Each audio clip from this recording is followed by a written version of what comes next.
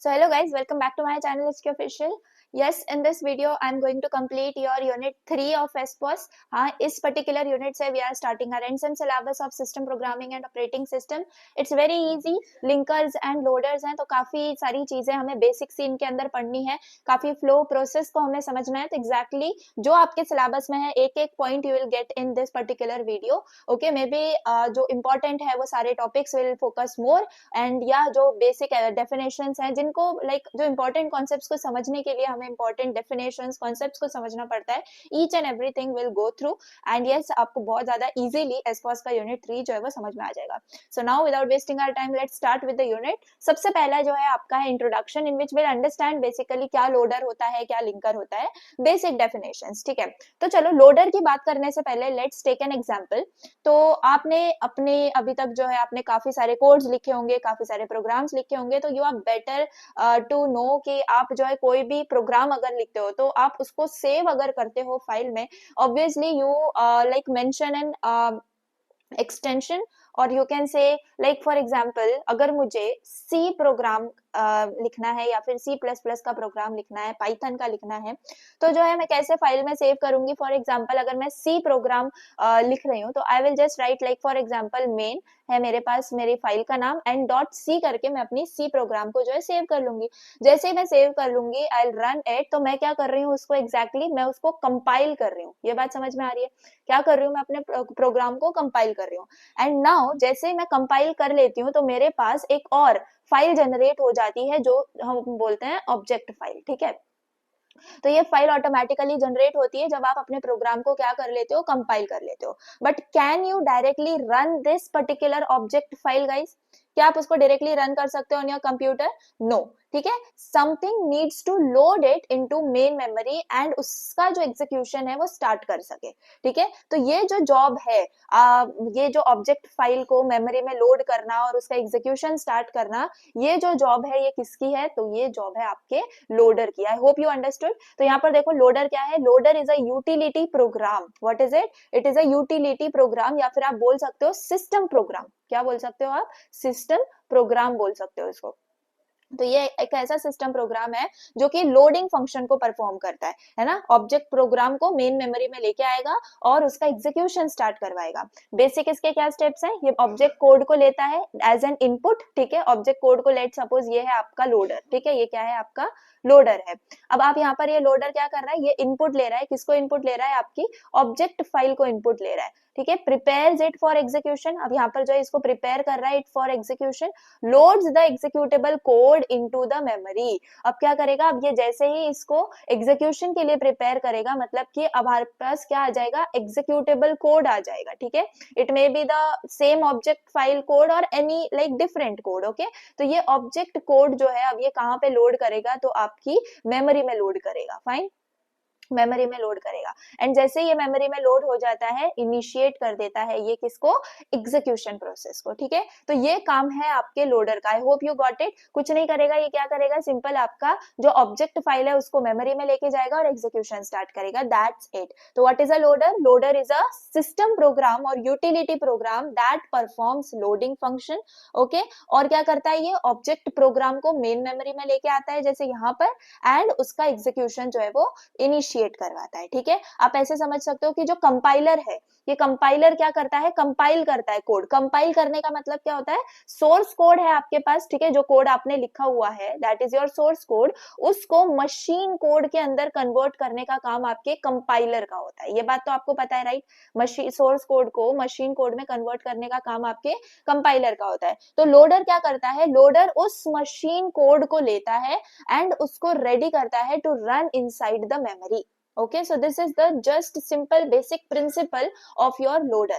अब कुछ main functions होते हैं loader के which we need to know. That is 4 main functions. First आपका allocation, linking, relocation and loading. ठीक है, तो एक एक करके जो है इनको हम समझते हैं. First of all, what is allocation? Right, तो एलोकेशन क्या है यहाँ पे? It calculates the size of program. अब आपने जो भी प्रोग्राम लिखा हुआ है उसका साइज कौन कैलकुलेट करेगा? आपका कौन से फंक्शन में होगा? एलोकेशन फंक्शन के अंदर होगा. Then allocate space for program in the memory. अब आपने जो है प्रोग्राम की जो साइज है वो आपने कैलकुलेट कर लिया, लेट सपोज आपके प्रोग्राम का साइज है 10 KB, ओके, ये आपके प्रोग्राम का साइज है, तो वो उस प्रोग्राम को आपको मेमोरी के अंदर लोड करना है, मतलब कि मेमोरी में भी वो उतनी पर्टिकुलर स्पेस जो है वो एम्प्टी होनी चाहिए। तो अब ये जो स्पेस है ये आपके प्रोग्राम जो भी प्रोग्राम की स्पेस है ये आपके मेमोरी में जो है एलोकेट हो जाती है। फाइन, देन लिंकिंग क्या करता है, लिंकिंग के अंदर आपके जो मल्टीपल ऑब्जेक्ट फाइल्स है ना वो एक साथ कनेक्ट हो जाते हैं, क्या होते हैं, 2 या फिर 3 जितने भी आपके ऑब्जेक्ट फाइल्स हैं वो सारे कनेक्ट हो जाते हैं एक दूसरे के साथ। See it resolve symbolic references between the object modules, it assigns addresses to all user subroutines and library subroutines, मतलब कि जितने भी एड्रेस असाइन करने हैं, जितना भी कोड, जैसे फॉर एग्जांपल हमेशा ऐसा तो नहीं है ना कि हमारे पास एक ही फाइल होती है, कभी-कभी हमारे पास 2 3 4 5 फाइल्स हो जाती हैं, है ना? जब भी हम क्या करते हैं, हम कुछ बड़ा प्रोग्राम कर रहे हैं या फिर कोई वेब डिजाइन कर रहे हैं, समथिंग लाइक दैट, तो उस केस में हमारे पास काफी सारी फाइल्स होती हैं, तो काफी सारी ऑब्जेक्ट फाइल्स भी क्रिएट होती हैं। तो जैसे काफी सारी ऑब्जेक्ट फाइल्स क्रिएट हो रही हैं, तो उनको एक दूसरे के साथ लिंक भी करना है। अलग-अलग मॉड्यूल्स जो हमने उसके अंदर डिफाइन कर रखे हैं फाइल्स के अंदर, लाइब्रेरीज हमने जो है इनिशिएट करके रखी हैं, तो उन सबको हमें कंबाइन करना है, उनका डेटा लेके आना है, तो वो सारा काम होता है आपके लिंकिंग स्टेट में। ओके, तो बस आप इतना याद रख सकते हो कि मल्टीपल ऑब्जेक्ट फाइल्स को एक साथ कनेक्ट करने का काम कौन करता है, आपका लिंकिंग करता है, ठीक है। देन रीलोकेशन है आपके पास, रीलोकेशन क्या करता है, एड्रेसेस को एडजस्ट करता है। जब आप जहां पर भी आपका प्रोग्राम मूव होगा मेमोरी में, तो उसके एड्रेसेस जो है वो चेंज हो जाते हैं, लोकेशन चेंज हो जाती है, तो वो एड्रेस कॉन्स्टेंट्स को मॉडिफाई करने का काम होता है रीलोकेशन का। देखो फॉर एग्जांपल आपका जो पहले वाला प्रोग्राम था उसमें लेट सपोज आपने 100 जो है वो एड्रेस किसी चीज के लिए असाइन कर दिया था, लेकिन अब आप जो है मेमोरी में चले गए हो, तो मेमोरी में जैसे ही आपका प्रोग्राम चला गया वहां के एड्रेसेस अलग हैं, हो सकता है वहां पर 200 है आपका एड्रेस, ठीक है, तो उस हिसाब से मॉडिफिकेशन हो जाना, अपडेशन हो जाना आपके कोड का, कौन उसके लिए रिस्पॉन्सिबल है, रीलोकेशन फंक्शन, ठीक है। It adjust the address dependent locations in the program, modifies address constants according to the allocated space, है ना, जो भी स्पेस आपको मेमोरी में उसके लिए मिली है, ensures program runs correctly at its assigned memory location, ठीक है। तो ये relocation का काम था। लोडिंग का काम क्या है, places machine instructions and data into the memory, तो अब फाइनली आपका जितने भी मशीन इंस्ट्रक्शंस है, जो भी डेटा आपको यहाँ से कलेक्ट हुआ है वो सब आप कहाँ पे दे दोगे, अब अपने मेमोरी में दे दोगे। Makes the program ready for execution, तो ये होता है लोडिंग फंक्शन के अंदर। फाइन, सो आई होप आपको समझ में आ गया, बहुत ज्यादा सिंपल है। अब मैं एक लाइन में आपको एक्सप्लेन करती हूँ। सी एलोकेशन में क्या है, वापस से बताओ, एलोकेशन मतलब आप जो है ना स्पेस रिजर्व कर रहे हो, यहाँ पे क्या कर रहे हो, स्पेस रिजर्व करने का काम कर रहे हो ऑफ लाइक जो भी मेमोरी के अंदर है आपकी स्पेस, इतनी इतना प्रोग्राम है भाई, इतना प्रोग्राम का मेरा साइज है, इतनी स्पेस मुझे चाहिए, तो ये स्पेस रिजर्व हो जाती है आपकी मेमोरी में for your program, so that is done by allocation, ठीक है। तो बेसिकली यहाँ पर लोडर क्या करता है, लोडर डिसाइड करता है कि पहले तो कहाँ पे आपको मेमोरी में इस प्रोग्राम को प्लेस करना है एंड कितनी स्पेस में आपको इसको प्लेस करना है। तो मुझे बताओ कि यहाँ पर ऑपरेटिंग सिस्टम क्या प्रोवाइड करता होगा, स्टार्टिंग एड्रेस प्रोवाइड करता है, और जो लोडर है वो डिवाइड कर देता है मेमोरी को इनटू सेपरेट पार्ट्स, ठीक है। फॉर एग्जाम्पल यहाँ पर भी देखो, यहाँ पर आपका क्या, okay will talk about this role of loader in next seconds, but यहाँ पर ये याद रखो एलोकेशन के अंदर एग्जैक्टली होता क्या है, तो आपका जो लोडर है वो मेमोरी को डिवाइड कर देता है। लेट सपोज ये मेमोरी है, तो इसके अंदर डिवाइड कर देता है कि ये कोड सेगमेंट है, ये डेटा सेगमेंट है, ये आपका स्टैक है, ठीक है, तो code segment, data segment, stack, इसमें डिवाइड कर देता है आपके किसको, प्रोग्राम सॉरी मेमोरी को। तो हर एक जो सेगमेंट है it can be placed in different memory areas, fine, so ये आप समझ पा रहे हो। लिंकिंग के अंदर क्या किया हमने, लिंकिंग के अंदर हम रिजॉल्व कर पा रहे हैं सिंबॉलिक रेफरेंसेस को, सी सिंबॉलिक रेफरेंसेस को बिटवीन सेपरेट ऑब्जेक्ट फाइल्स, मतलब कि जैसे कि आपका एक प्रोग्राम है, अब उसको कोई फंक्शंस और कोई वेरिएबल्स यूज कर रहे हैं जो कि दूसरे फाइल के अंदर आपने जो है डिफाइन कर रखे हैं, तो ये सब कौन करता है, लिंकिंग करता है। अगर जब तक दोनों फाइल्स लिंक नहीं होंगी एक दूसरे के साथ तो कोई भी आपका ये प्रोसीजर हो नहीं सकता, तो that function is performed by linking. Then you have relocation, relocation में क्या होता है, आपके जो मेमोरी एड्रेसेस हैं वो एडजस्ट होते हैं according to the new memory area, fine. Then loading, loading में कुछ नहीं होता है, सारे मशीन जो आपका फाइनल स्टेप है बेसिकली, इसमें जो एक्चुअल आपका प्रोग्राम है वो मेमोरी में जाके प्लेस हो जाता है, ठीक है। सो लोडर क्या करता है, अब ऑब्जेक्ट कोड को रीड करता है और उसको स्पेसिफाइड मेमोरी लोकेशन में प्लेस कर देता है। Okay, so I hope you got, and ये चार फंक्शंस आपको अच्छे से याद रहेंगे, एलोकेशन, लिंकिंग, रीलोकेशन, लोडिंग, ठीक है, मैंने रिवाइज भी करवा दिया है आपको। यहाँ पे देखो आपका सोर्स प्रोग्राम है, असेंबलर क्या कर रहा है, यहाँ पे ट्रांसलेट कर रहा है असेंबली लैंग्वेज को मशीन कोड के अंदर। मशीन कोड ही यानी कि आपका ऑब्जेक्ट प्रोग्राम हो गया। एंड अब आपका यहाँ पर आता है लोडर। तो बस आपको ये याद रखना है कि लोडर कहाँ पे काम करता है, ठीक है। एंड यहाँ पर आपकी ये मेमोरी है जहाँ पर ये ऑब्जेक्ट प्रोग्राम जो है आपका लोड हो जाता है। Fine, so this is nothing but role of loader in the translation process. Now let it's move on to the loader schemes, ठीक है। अब ये लोडर स्कीम्स क्या है, so we know what loaders do. अब हमें समझ में आ गया एग्जैक्टली लोडर का काम क्या है एंड जो भी डिफरेंट फंक्शंस हैं वो क्या परफॉर्म करते हैं। So let's look at the simplest type of loader जो कि है आपका कंपाइल एंड गो लोडर, ठीक है। तो बेसिकली लोडर स्कीम्स का है कि बेस्ड ऑन डिफरेंट फंक्शनैलिटीज, आपने कुछ नहीं लोडर स्कीम्स डिफाइन कर दी है। तो उसमें 6 टाइप्स की आपके पास लोडर स्कीम्स है। सबसे पहले जो है आपका कंपाइल एंड गो, आप स्कीम बोल सकते हो या फिर कंपाइल एंड गो लोडर इसको बोल सकते हो। इसके अंदर क्या होता है ना कि आपका जो असेंबलर है या फिर जो कंपाइलर है और आपका जो लोडर है वो क्या करते हैं, ये दोनों चीजें कंबाइन हो जाती हैं together in a single step. क्या दोनों चीजें, आपका असेंबलर, ठीक है, या फिर हम उसको क्या बोलते हैं, कंपाइलर बोलते हैं, ठीक है। असेंबलर कंपाइलर किसके साथ हो जाते हैं, लोडर के साथ जब कंबाइन हो जाते हैं, यहाँ पर हम बोलते हैं कंपाइल एंड गो स्कीम जो है आपकी परफॉर्म हुई है। दैट मींस लोडर, आपका असेंबलर क्या कर रहा है, सोर्स कोड को रीड कर रहा है, ठीक है। असेंबलर क्या कर रहा है, सोर्स कोड को रीड कर रहा है और ट्रांसलेट कर रहा है मशीन कोड के अंदर। एंड इमीडिएटली मशीन कोड में क्या कर देते हैं, हम प्लेस कर देते हैं उस मशीन कोड को मेन मेमोरी में प्लेस कर देते हैं at the assigned location. So there is no separate object file या फिर कोई separate loading phase, everything happens in one go.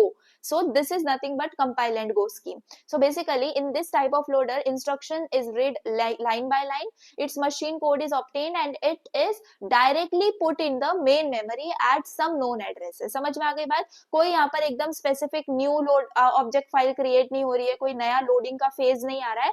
Simple आपका मशीन कोड जो है उसको डायरेक्टली मेन मेमोरी में डाल दिया जा रहा है एट सम नोन एड्रेसेस। अब कैसे काम करता है देख लो step wise. You have instruction जो कि रीड हो रहा है आपके line by line, then machine code obtain हो जाता है और इमीडिएटली ऑब्वियसली कंपाइल करके आप असेंबलर के अंदर आपका डायरेक्टली कोड जो है वो ट्रांसलेट हो जाता है मशीन कोड में।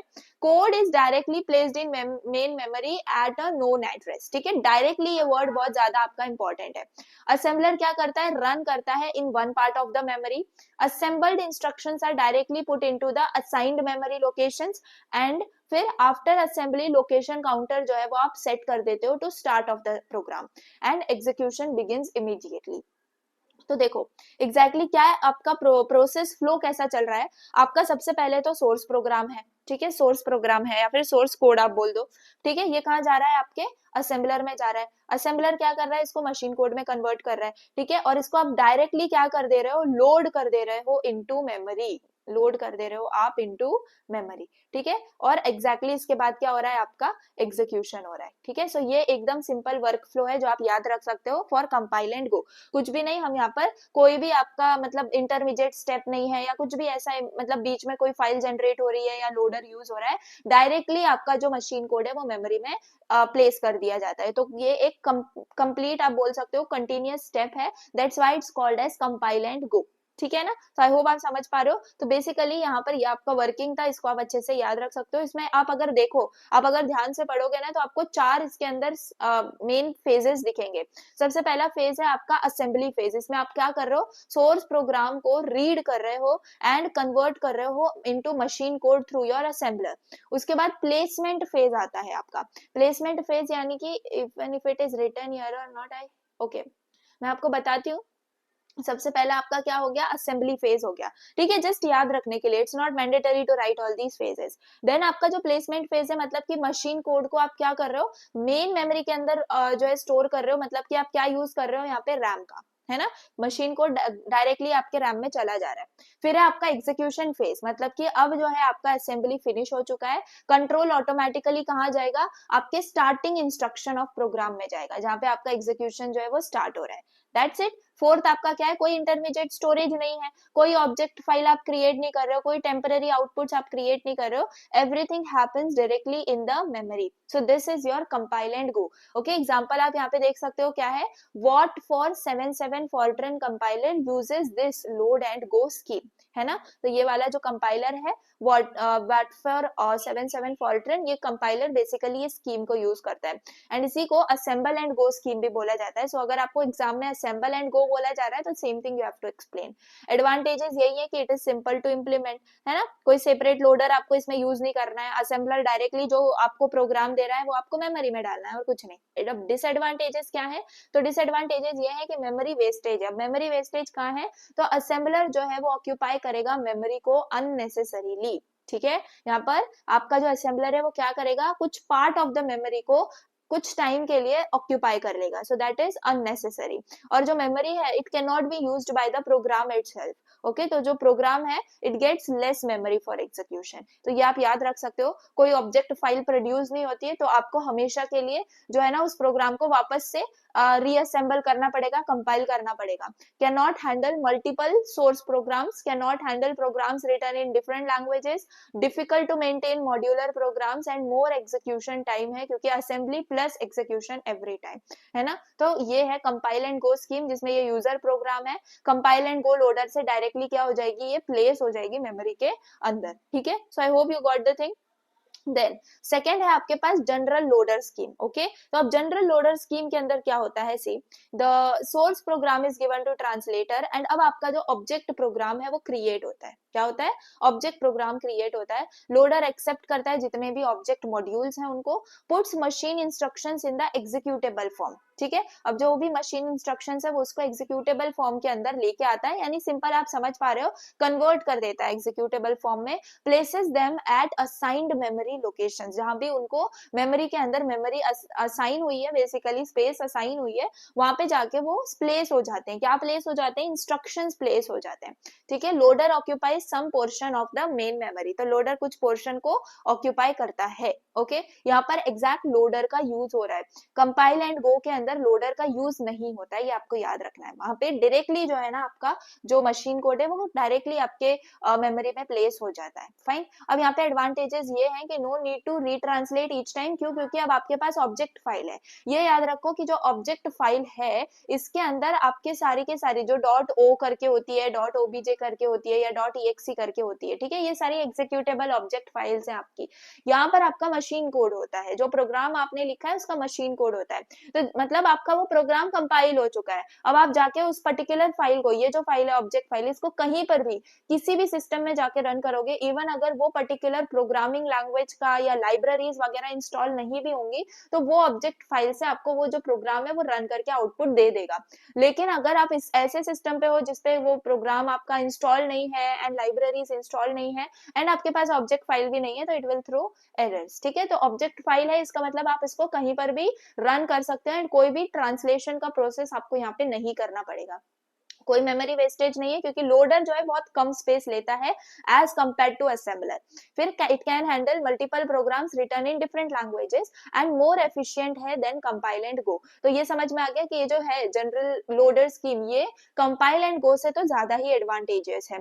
अब इसका प्रोसेस क्या है, देखो, मल्टीपल सोर्स प्रोग्राम्स आपके मल्टीपल ट्रांसलेटर्स से ट्रांसलेट होके ऑब्जेक्ट जो फाइल्स हैं वो क्रिएट करते हैं एंड फिर लोडर को दिया जाता है एंड देन उससे जो है आपका एग्जीक्यूटेबल कोड जनरेट होता है मेमोरी में, या फिर आप ऐसे समझ लो कि वो जाके प्लेस होता है, या फिर एग्जीक्यूटेबल कोड जाके आपका मेमोरी में प्लेस होता है। तो ऐसे आप कितने भी सोर्स प्रोग्राम्स और ले सकते हो, ट्रांसलेटर और ले सकते हो, है ना, ऑब्जेक्ट प्रोग्राम्स और ले सकते हो एंड उनको लोडर में देके एग्जीक्यूटेबल ऑब्जेक्ट कोड को मेमोरी में प्लेस कर सकते हो, ठीक है। So this is the complete process of your general loader scheme.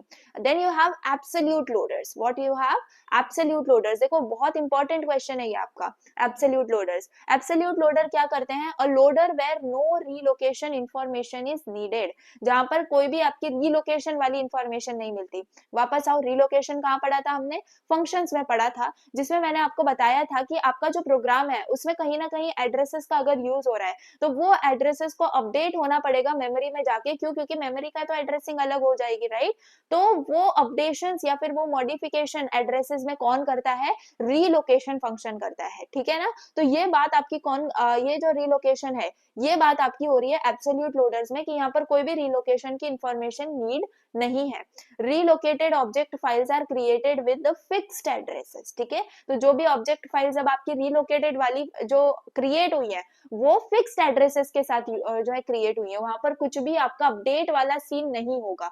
Loader simply places them at the specified locations in the memory. Starting address of every module is known in advance. यानी कि जो आपने programme के अंदर जो memory में address मतलब जो एड्रेस लिखा होगा, लाइक जो भी प्रोग्राम में आपको चाहिए, द सेम थिंग और the same address you can से, वो ही आपके मेमोरी में जाके एलोकेट होता है। तो कोई रीलोकेशन वाला प्रोसेस यहाँ पे नहीं होता है, मॉडिफिकेशन वाला प्रोसेस यहाँ पे नहीं होता है। इसीलिए एब्सोल्यूट लोडर बोला जाता है कि जो भी एड्रेस है एग्जैक्ट वही एड्रेस पे जाके आपका जो है ना लोड हो रहा है प्रोग्राम। ओके, तो यहाँ पर आई होप आप समझ चुके हो क्या है ये एब्सोल्यूट लोडर। अब इसकी की कैरेक्टरिस्टिक्स क्या है, प्रोग्रामर और असेंबलर प्रोवाइड्स स्टार्टिंग एड्रेस। हमेशा याद रखो स्टार्टिंग एड्रेस ये प्रोवाइड करते हैं आपको। Okay, programmer handles memory management, जो भी प्रोग्रामर है वो ही हैंडल करेगा, हमारा कंप्यूटर या हमारा लोडर ये चीजों को हैंडल नहीं करेगा। रीलोकेशन वाला फंक्शन यहाँ पे अप्लाई ही नहीं होता। प्रोग्रामर ही रिजॉल्व करेगा जो भी एक्सटर्नल रेफरेंसेस है, यानी कि जो भी लिंकिंग वगैरह है ये भी लोडर आपका नहीं करेगा। लोडर का सिर्फ इतना ही जॉब है, just place the code at the specified address, जो एड्रेस बोला गया है कोड में बस उसी जगह जाके आप प्लेस कर दो। ये काम है किसका, आपके लोडर का। आई होप समझ पा रहे हो। तो यहाँ पर दो मेन फंक्शंस जो हैं लोडर के, लिंकिंग वाले और रीलोकेशन वाले, अप्लाई नहीं होते हैं। Okay, so this is your absolute loader. ये एग्जांपल देख सकते हो आप, आपके पास क्या है, मेन प्रोग्राम है, ठीक है, जिसमें आप स्टार्ट कर रहे हो एट 1000, ठीक है, एट लोकेशन 1000, फिर आप जंप कर रहे हो टू लोकेशन 5000, वापस से स्टोर कर रहे हो instruction at location 2000 and end कर दे रहे हो, ठीक है। अब सम के अंदर आके देखें तो ये क्या है, अब आपका ये भी स्टार्ट हो रहा है 5000 से and jump back to the location 2000। तो बेसिकली क्या दिखाया जा रहा है यहाँ पे, हमारे पास जो एड्रेसेस हैं वो ऑलरेडी मेंशन्ड है प्रोग्राम के अंदर। यहाँ पर चलो स्टार्टिंग एड्रेस तो होता ही है, we need all addresses, like जैसे ये 1000 है, ये 5000 है, मतलब स्टार्ट करो 1000 पे, बाद में जंप कर दो टू 5000, बट नेक्स्ट 5000 पे क्या चल रहा है, सम ऑपरेशन या सम का सब रूटीन चल रहा है, आप बोल सकते हो। ये 5000 से स्टार्ट हो रहा है और जंप कर रहा है 2000। इसका यही मतलब है कि आपके पास जो है ना, जो एड्रेस है वो पहले से ही जो है ना डिफाइंड है। तो देखो मेन सेगमेंट क्या कर रहा है, 1000 एड्रेस पे लोड कर रहा है, यस स्टार्ट बता दिया है 1000, एंड सम सेगमेंट कहाँ लोड कर रहा है, 5000 पे लोड कर रहा है। कंट्रोल ट्रांसफर हो जाता है correctly between the segments. Responsibilities क्या है यहाँ पे, एलोकेशन क्या हो रहा है, प्रोग्रामर या फिर असेंबलर एलोकेशन कर रहा है, लिंकिंग प्रोग्रामर और असेंबलर, रीलोकेशन असेंबलर करेगा और लोडिंग लोडर करेगा। Fine.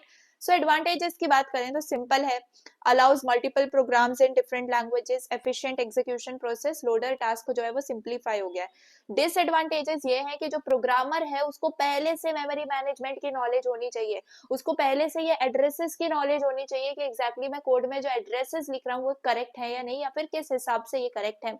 Programmer must adjust inter segment addresses manually, सारे एड्रेसेस प्रोग्रामर को खुद ही मैनुअली क्या करने पड़ेंगे, राइट करने पड़ेंगे, एडजस्ट करने पड़ेंगे। Any modifications requires updating all subsequent addresses, या अगर एक में कहीं मिस्टेक हो गई है मतलब कि आपको पूरे के पूरे प्रोग्राम के एड्रेसेस को चेक करना पड़ेगा अगेन एंड उनको वेरीफाई करके मॉडिफाई करना पड़ेगा। सो आई होप यू अंडरस्टूड कि यहाँ पर जो है डायरेक्टली एब्सोल्यूट लोडिंग हो रही है। एब्सोल्यूट, एब्सोल्यूट मतलब कि एग्जैक्ट जो एड्रेस आपने बोला है वही एड्रेस पे हम जो है लोड करेंगे, ठीक है। तो ये आपका लोडिंग का सिक्वेंस है, डिफिकल्ट टू मेंटेन है इसके डिसएडवांटेज।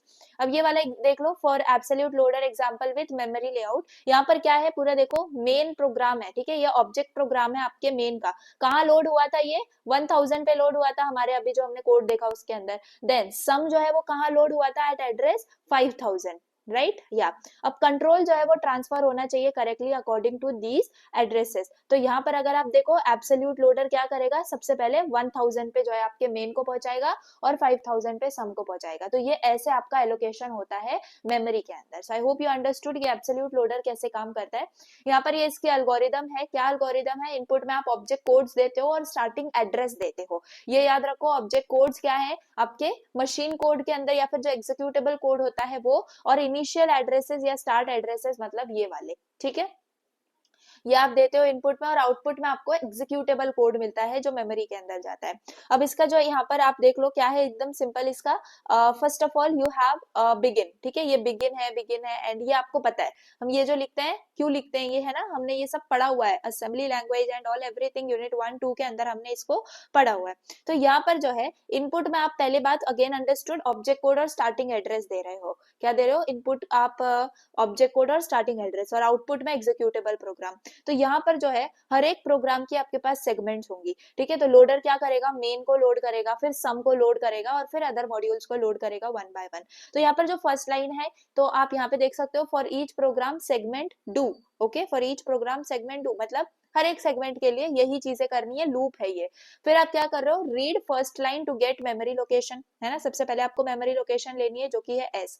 मेमोरी लोकेशन के वेरिएबल के अंदर आप एस को पुट कर दोगे और लाइन काउंटर आप 1 से स्टार्ट कर दोगे, ठीक है। मतलब काउंट करोगे आप कितने लाइंस आपने राइट कर दिए हैं, fine. Then while not end of the file, जब तक फाइल की एंड नहीं हो जाती तब तक क्या करो, रीड करो next line, right line into the location S, ठीक है। अब आप क्या कर रहे हो, प्लेस कर रहे हो उस पर्टिकुलर इंस्ट्रक्शन को into memory eight address S, और फिर आप एस को इंक्रीमेंट कर दे रहे हो बाय 1 ताकि आप नेक्स्ट मेमोरी सेल पर मूव कर पाओ। एंड उसके बाद लाइन काउंटर को भी इंक्रीमेंट कर रहे हो बाय 1 बिकॉज अब आप नेक्स्ट लाइन पे जा रहे हो। सो जो लोडर है वो बेसिकली क्या कर रहा है, लाइन रीड कर रहा है, मैं यहाँ पे लिख देती हूँ, लाइन रीड कर रहा है, उसके बाद उसको कॉपी कर रहा है, कॉपी इट, एंड उसके बाद मूव कर रहा है टू नेक्स्ट मेमोरी सेल या फिर to next memory basically, okay. And at last क्या कर रहा है, रिपीट कर रहा है सारी चीजें, ठीक है। तो बेसिकली कुछ नहीं है, इतना ही बस आपको याद रखना है। तो ये कब तक चलेगा, जब तक आपके ऑब्जेक्ट फाइल की जो है एंड नहीं आ जाती तब तक। तो यहाँ पर एग्जैक्टली सिंपल वर्ड्स में लोडर क्या कर रहा है, जस्ट रीड कर रहा है, कॉपी कर रहा है लाइन्स को into memory at fixed given addresses. Copy करने का मतलब ही ये है कि जो फिक्स्ड एड्रेसेस हैं वहीं पर जो है ये कॉपी कर रहा है उनको, ठीक है। So I hope you got this thing. ये एल्गोरिथम अगर पूछी जाए तो लिख लो क्योंकि बहुत ज्यादा सिंपल है, कुछ नहीं है, इनिशियलाइज किया हुआ है एंड एट द एंड हम नेक्स्ट लाइन पर जा रहे हैं और कॉपी करते हुए आगे बढ़ रहे हैं, इंक्रीमेंट कर रहे हैं। अब एब्सोल्यूट लोडर और कंपाइल एंड गो लोडर का डिफरेंस देख लेते हैं। तो एब्सोल्यूट लोडर क्या करता है, code is placed in relocated object files. तो यहाँ पर रीलोकेटेड ऑब्जेक्ट फाइल्स में कोड जो है वो प्लेस होता है। रीलोकेटेड या एब्सोल्यूट एड्रेसेस आप इसको समझ सकते हो। रीलोकेटेड का मतलब क्या है आपका, एब्सोल्यूट एड्रेसेस, एब्सोल्यूट एड्रेसेस, ठीक है। तो जो कोड है आपका उन्हीं एड्रेसेस पे जाके प्लेस होता है। और कंपाइल एंड गो में कोड डायरेक्टली प्लेस हो जाता है मेमोरी में, यहाँ पर कोई आपका ऑब्जेक्ट फाइल्स का सीन नहीं आता है। यहाँ पर it allows multiple programs in different languages, लेकिन यहाँ पर ये कोई मल्टीपल प्रोग्राम्स अलाउ नहीं करता है। ये ज्यादा एफिशिएंट है, ये कम एफिशिएंट है क्योंकि ये सिंपल है। प्रोग्रामर्स जो है इसकी लिंकिंग को मैनुअली हैंडल करते हैं और यहाँ पर असेंबलर और लोडर ऑक्यूपाई कर लेते हैं लार्ज मेमोरी को। बस इतने 4 पॉइंट्स आपके लिए इनफ है।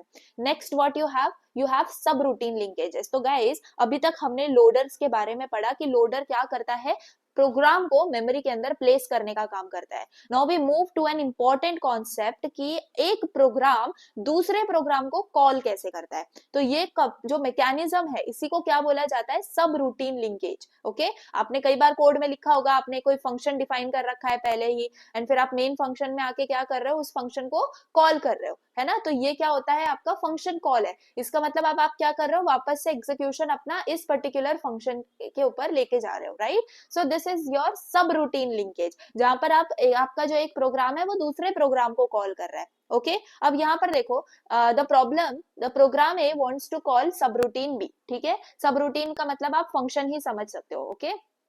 तो एक प्रोग्राम है जिसको फंक्शन बी को कॉल करना है। Assembler doesn't know the address of B, अब आपके असेंबलर को उसका एड्रेस पता नहीं है, तो यहाँ पर जो है आपका एरर आ जाएगा। तो ये प्रॉब्लम है। तो इसका क्या सोल्यूशन है, सोल्यूशन है आपका सब रूटीन लिंकेज मैकेनिज्म। यहाँ पर 2 स्यूडो ऑपरेशंस का यूज होता है या स्यूडो ऑप्स का यूज होता है। तो बेसिकली यहाँ पर देखो, सबसे पहले है EXTRN, that is your external and entry, ठीक है, एक्सटर्नल और एंट्री। तो जो ये एक्सटर्नल है ना, यहाँ पर ये क्या है, ये सिंबल है जो कि डिफाइन कर रहा है समवेयर एल्स, या फिर आप ऐसे बोल सकते हो कि यहाँ नहीं है भाई, मेरे पास कहीं और प्रेजेंट है, ठीक है। तो ये एक्सटर्नल क्या करेगा, ये एक्सटर्नल बताएगा अगर एक प्रोग्राम को लाइक सब रूटीन बी चाहिए, राइट।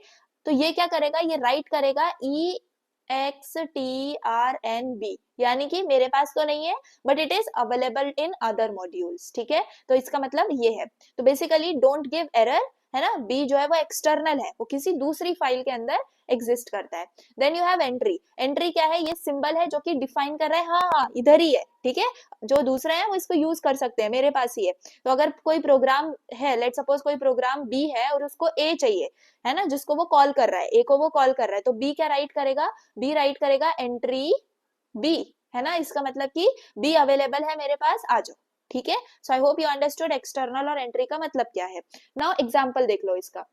यहाँ पर आपका क्या है, ये बता रहा है प्रोग्राम जो है मेन प्रोग्राम है, ये सब रूटीन बी को कॉल कैसे कर रहा है, ठीक है, कैसे कॉल करता है। देखो सबसे पहले तो स्टार्ट हो गया मेन स्टार्ट। अब यहाँ पर आपने लिख दिया एक्सटर्नल बी, है ना, इसका मतलब बी जो है वो डिफाइन कहाँ पर है, एक्सटर्नली डिफाइंड है। और एल आपने यहाँ पे डिफाइन किया, मतलब कि लोड कर दो address of B into register 15। और उसके बाद ये BALR है जो कि ब्रांच एंड लिंक है to register 15 and then end. ठीक है, इतना ज्यादा इतना इनको समझने की जरूरत नहीं है, मैं सिंपल लैंग्वेज में आपको बताती हूँ। यहाँ पर ये एक्सटर्नल बी क्या बता रहा है, आपके असेंबलर को बता रहा है कि जो बी है वो कहीं बाहर प्रेजेंट है, ठीक है। और ये L15AB क्या कर रहा है, लोड कर रहा है address of B into register 15।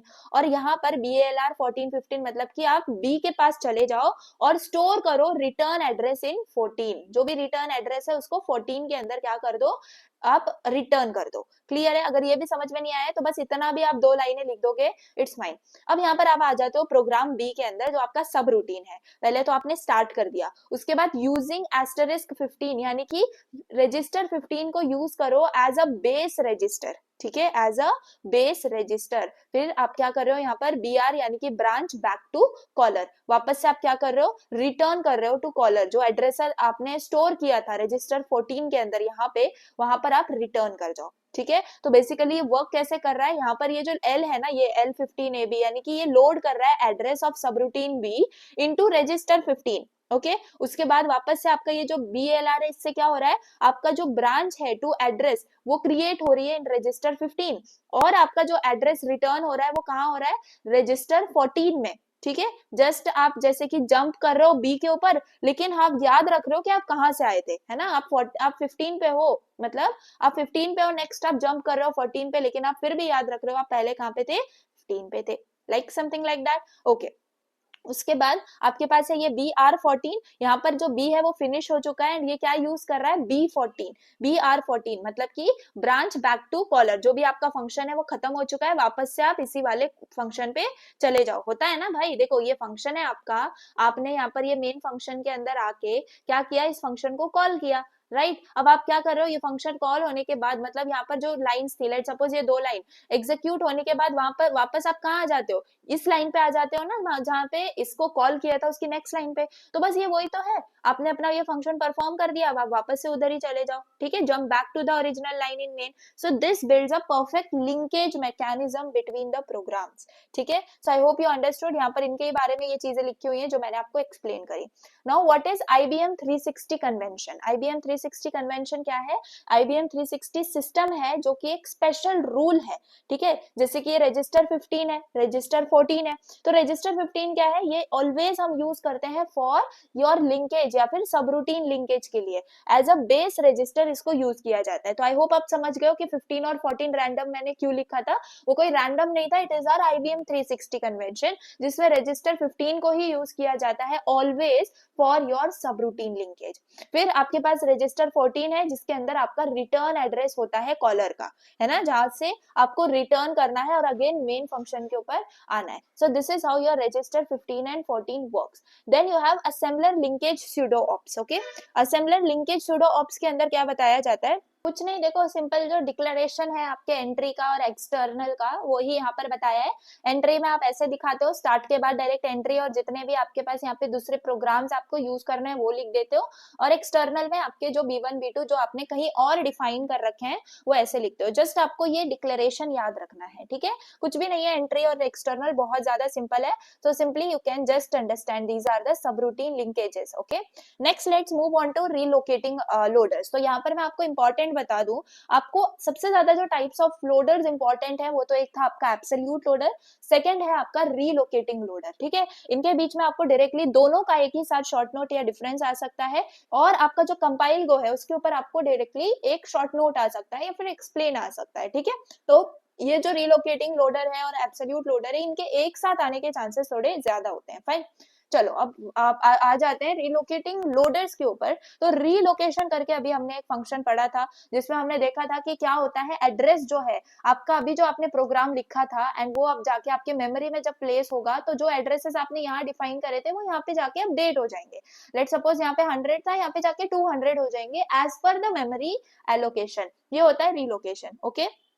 क्या एब्सोल्यूट लोडर में ऐसा होता है? नहीं होता है। क्यों? क्योंकि एब्सोल्यूट लोडर डायरेक्टली जो आपने यहाँ पर 100 बोला है तो वो यहाँ पे 100 पे ही जाके मेमोरी में स्टोर करता है, कुछ अपडेशन परफॉर्म नहीं करता है। रिलोकेटिंग लोडर में यस आपका रिलोकेशन होता है, ये डिफरेंस है, सिंपल। चलो वाई रिलोकेटिंग लोडर्स, हमें इसको यूज ही क्यों करना है? तो इमेजिन करो कि आपके पास 10 फंक्शन है या फिर 10 सब रूटीन है, ठीक है। आपने क्या किया? चेंज किया ओनली वन। लेट सपोज आपने बी वाला जो फंक्शन है उसको चेंज किया, बट बिकॉज एब्सोल्यूट लोडर ने फिक्स्ड एड्रेसेस को स्टोर कर लिया, आपको रीअसेंबल करना पड़ेगा और वापस से सारे के सारे 10 फंक्शंस को रीलिंक करना पड़ेगा सब रूटीन्स के साथ, सारे 10 सब रूटीन्स के साथ एक साथ। ओके मतलब क्या कि आपने क्या किया, अभी आपके पास मेमोरी है, ठीक है। अब आपने क्या किया? एक एब्सोल्यूट लोडर वाला परफॉर्म किया, एब्सोल्यूट लोडर वाला कोई फंक्शन आपने परफॉर्म किया एंड वो जाके ए जो फंक्शन आपका लेने वाला था जाके 100 वाली प्लेस वो उसने ले ली, है ना। अब आपके पास जो फंक्शन आपने नेक्स्ट जो है रीलोकेटिंग लोडर से परफॉर्म किया एंड उसके बाद आपने क्या किया, जो आपके पास फंक्शन के अंदर है 100 एड्रेस, लेकिन ऑलरेडी पहले से एड्रेस जो है आपके एब्सोल्यूट लोडर ने सेटिस्फाई कर लिया है, या फिर आप बोल दो कि उसके अंदर वो स्पेस उसने ले लिया है ना। तो अब क्या होगा? अब आपको अपडेट करना पड़ेगा अपना address, so that updation is possible through your relocating addresses. तो सारे 10 के 10 फंक्शंस का आपको रिलोकेशन वापस करना पड़ेगा। एंड अगर आप रिलोकेटिंग लोडर का यूज नहीं करोगे तो आपको एब्सोल्यूट लोडर एरर दे देगा एंड आपको वापस से अपने मेमोरी या फिर जो प्रोग्राम है उसमें परफेक्ट मेमोरी एड्रेसेस देने पड़ेंगे, ठीक है। So this happens when you use absolute loader, लेकिन रिलोकेटिंग लोडर आप यूज करोगे तो ये काम आपका खुद से हो जाएगा, अपडेट हो जाएगा। चलो पढ़ते हैं। If one subroutine change all subroutines needs reassembly, है ना, किसके अंदर? एब्सोल्यूट लोडर के अंदर, क्योंकि हम देख रहे हैं क्यों हमें रिलोकेटिंग लोडर चाहिए। एलोकेशन और लिंकिंग जो है वापस से होगी। टू अवॉइड दिस रिवर्क हम किसका यूज करते हैं? रिलोकेटिंग लोडर का यूज करते हैं। Example BSS loader, that is binary symbolic subroutine used in IBM 7094 machine। अब इसका फीचर्स क्या है? मल्टीपल प्रोसीजर सेगमेंट है इसके पास, है ना, मतलब कि जो प्रोग्राम है वो आप अलग अलग सेपरेट मॉड्यूल्स में लिख सकते हो। लेट सपोज ए मॉड्यूल अलग है, बी अलग है, सी अलग है, तो ऐसे अलग अलग सेपरेट मॉड्यूल्स में आप लिख सकते हो। वन कॉमन डेटा सेगमेंट, जैसे कि सारे रूटीन्स जो है वो एक सिंगल डेटा एरिया को क्या करते हैं? कॉमन यूज करते हैं। Then you have transfer vector, that is table of external references, मतलब कि आपका जो ट्रांसफर वेक्टर है वो एक टेबल है जो कि एक्सटर्नल रेफरेंसेस का है। मतलब फॉर एग्जांपल इफ प्रोग्राम है आपके पास एंड वो किसी फंक्शन को, लेट सपोज सम फंक्शंस को कॉल कर रहा है, तो यहाँ पर जो आपका ट्रांसफर वेक्टर है it will have an entry that is sum करके, ओके। एंड जो लोडर है अब उसको यूज करेगा this table to find the actual address at run time, ठीक है। So this is how you go relocation information which address need adjustment, okay, कौन से एड्रेस को जो है एडजस्टमेंट की जरूरत है वो हो जाता है। Then how it work, step 1 है आपका असेंबली फेज, है ना। असेंबलर क्या करता है? सोर्स प्रोग्राम को रीड करता है, असेंबल करता है ईच प्रोसीजर इंडिपेंडेंटली और ट्रांसफर वेक्टर क्रिएट करता है फॉर एक्सटर्नल रूटीन्स। तो यही है इसके फीचर। अगर एक देखो यही जो मैंने अभी आपको बताया, सब रूटीन कॉल कर रहा है तो ट्रांसफर वेक्टर के पास चला जाएगा जो आपके सम को कंटेन कर रहा है, ठीक है। ये हो गया स्टेप 1 जो आपका असेंबली फेज है। स्टेप 2 आपका क्या है देख लो। स्टेप 2 है आपका इंफॉर्मेशन प्रोवाइडेड टू लोडर। तो यहाँ पर क्या हो रहा है? असेंबलर जो है वो लोडर को क्या दे रहा है? लेंथ ऑफ प्रोग्राम, आपके पूरे पूरे प्रोग्राम की लेंथ दे रहा है, ट्रांसफर वेक्टर की लेंथ दे रहा है, ऑब्जेक्ट कोड दे रहा है, इंटर सेगमेंट के जो रेफरेंसेस हैं, है ना, ये सब प्रोवाइड कर रहा है। तो स्टेप 2 में कुछ नहीं, ये सारी चीजें आपकी ले ली जाती है। एवरीथिंग जो भी लोडर को इंपॉर्टेंट है उसको चाहिए, need to perform the addresses adjustments. Then step 3 के अंदर लोडिंग फेज आता है। तो यहाँ पर लोडर परफॉर्म करता है, क्या परफॉर्म करता है? लोडर जो है आपके ऑब्जेक्ट प्रोग्राम को प्लेस करता है या फिर जो प्रोग्राम है उसको प्लेस करता है इनटू द मेमोरी, ओके। उसके बाद आपके जो भी सब रूटीन्स आपने उस प्रोग्राम के अंदर लिखे होंगे उन सबको कॉल करता है इन द ट्रांसफर वेक्टर, ठीक है, और प्लेस करता है ट्रांसफर इंस्ट्रक्शंस को फॉर ईच एंट्री, मतलब कि यहाँ पर रीलोकेशन परफॉर्म करता है, एडजस्ट करता है एब्सोल्यूट एड्रेसेस को based on the program's actual load address, ठीक है। Then call to sum, branch to transfer vector and transfer to actual sum location, मतलब कि हर एक एंट्री को in the transfer vector load करता है और लोडर क्या करता है? जनरेट करता है आपके इंस्ट्रक्शन को। So I hope you understood basically क्या स्टेप्स परफॉर्म हो रहे हैं। बस आप इतना याद रख सकते हो, ये 3 स्टेप्स हैं, assembly phase, information provided to loader and loading phase. Okay, अब ये रिलोकेटिंग लोडर का आपके पास फिगर है, देखो यहाँ पर ये सोर्स प्रोग्राम है जो कि आप असेंबलर को दे रहे हो। असेंबलर क्या आउटपुट में देगा मुझे बताओ, ऑब्जेक्ट प्रोग्राम देगा और कुछ रेफरेंसेस दे देगा, जैसे यहाँ पर लिखा है इंटर सेगमेंट रेफरेंसेस। तो ये किस कब दे रहा है, जब ये रिलोकेटिंग लोडर से जा रहा है। तो रिलोकेटिंग लोडर क्या कर रहा है, एडजस्ट कर रहा है एड्रेसेस को एंड लोड कर रहा है फाइनल एग्जीक्यूटेबल प्रोग्राम को मेमोरी के अंदर। ठीक है, सो दिस लोडर जो है, मतलब ये जो लोडर है बेसिकली कर क्या रहा है, एड्रेसेस को फिक्स कर रहा है at the load time, not at the assembly time. Remember, load time पे ही आपके एड्रेसेस को फिक्स कर रहा है, असेंबली टाइम पे नहीं। सो आई होप यू अंडरस्टूड। वापस रिकॉल करो, एब्सोल्यूट लोडर क्या करता है, फिक्स्ड एड्रेसेस को लेता है और कोई रिलोकेशन परफॉर्म नहीं करता है। रिलोकेटिंग लोडर क्या करता है, एड्रेसेस को एडजस्ट करता है जब वो लोड कर रहा होता है उनको। ठीक है, और यहाँ पर ये ट्रांसफर वेक्टर का भी यूज करता है, रिलोकेशन का भी यूज करता है। वहां पर हम एब्सोल्यूट लोडर में कोई ट्रांसफर वेक्टर या फिर जो आपका रिलोकेशन है इसको यूज नहीं करते हैं। यहाँ पर सिर्फ आपके जो मॉड्यूल्स जो चेंज हुए हैं उन्हीं के रीअसेंबली हो रही होती है। ठीक है, अगेन ये इंपॉर्टेंट है, रिलोकेटिंग लोडर जो है वो आपका एडवांटेजियस है। वाई, क्योंकि ये टाइम सेव करता है, वापस करने का काम जो है वो खत्म करता है एंड मोर फ्लेक्सिबल है। ठीक है, so this is how your relocating loader works. Now let's understand instruction format. अब ये इंस्ट्रक्शन फॉर्मेट कहाँ पे यूज होता है, so it is used in relocation. ठीक है, अब रीलोकेशन का मतलब क्या है क्या नहीं ये सब आप अच्छे से समझ गए हो। I am taking time in explanation, लेकिन वो चीज आपके दिमाग में बैठ जाएगी, ये रिस्पॉन्सिबिलिटी मेरी है। ठीक है, I am not just rushing and just trying to cover the syllabus as soon as possible, I am trying to just make you clear in that particular concept. तो प्लीज आप फोकस के साथ सुनो, ज्यादा टाइम जा रहा है जाने दो, क्यों, अगर वो चीज ज्यादा अच्छे से समझ में आ रही है तो क्या प्रॉब्लम है if you are sitting for 1 or 2 hours। Okay, so just focus on what I am telling you. यहाँ पर जो हम पढ़ रहे हैं वो है इंस्ट्रक्शन फॉर्मेट, और इंस्ट्रक्शन फॉर्मेट आपका यूज होता है रीलोकेशन में, and I hope you know what is relocation now. In this particular diagram we are understanding direct address instruction. What is direct address instruction, so this is the complete format of it. Okay, तो यहाँ पर जो है आपके पास ये fields आपको दिख रही होंगे डायग्राम में। The first one is OP. What is OP here, OP is your operation code. Okay, आप ये लिख सकते हो या याद रख सकते हो, OP is nothing but your operation code. देन आपके पास है R1 और X2। R1 और X2 ये दोनों भी आपके हैं रजिस्टर्स। ठीक है, इन दोनों को आपको याद रखना है, ये है रजिस्टर्स। देखो, इससे ज्यादा कोई भी आपसे पूछेगा नहीं इस पर्टिकुलर क्वेश्चन, अगर ये फॉर्मेट आपको क्वेश्चन में आता है, you just need to write the things what I am just explaining you, not more than that, not less than that. Okay, तो अगर आपको ये फॉर्मेट आ रहा है, आप ये बनाओगे, आप इन सबको यहाँ पे नेमिंग करोगे। ये 32 बिट का होता है, जिसमें ऑपरेशन कोड 8 बिट का होता है, दोनों रजिस्टर्स 4 बिट के होते हैं। And then you have this A2। What is this A2, A2 is again your 16 bit absolute address. ठीक है, इसको आप बोल सकते हो क्या, एब्सोल्यूट एड्रेस। अब ये जो एब्सोल्यूट एड्रेस है ना, ये बहुत ज्यादा इंपॉर्टेंट पार्ट है आपके इस पूरे इंस्ट्रक्शन फॉर्मेट का। अब आपको पता है कि ये क्या है, ये 16 बिट है, तो 16 बिट है, इसका मतलब इसके अंदर स्टोरेज कितनी होगी, 2 raised to 16 होगी, जो कि होती है अराउंड 65,536 बाइट्स।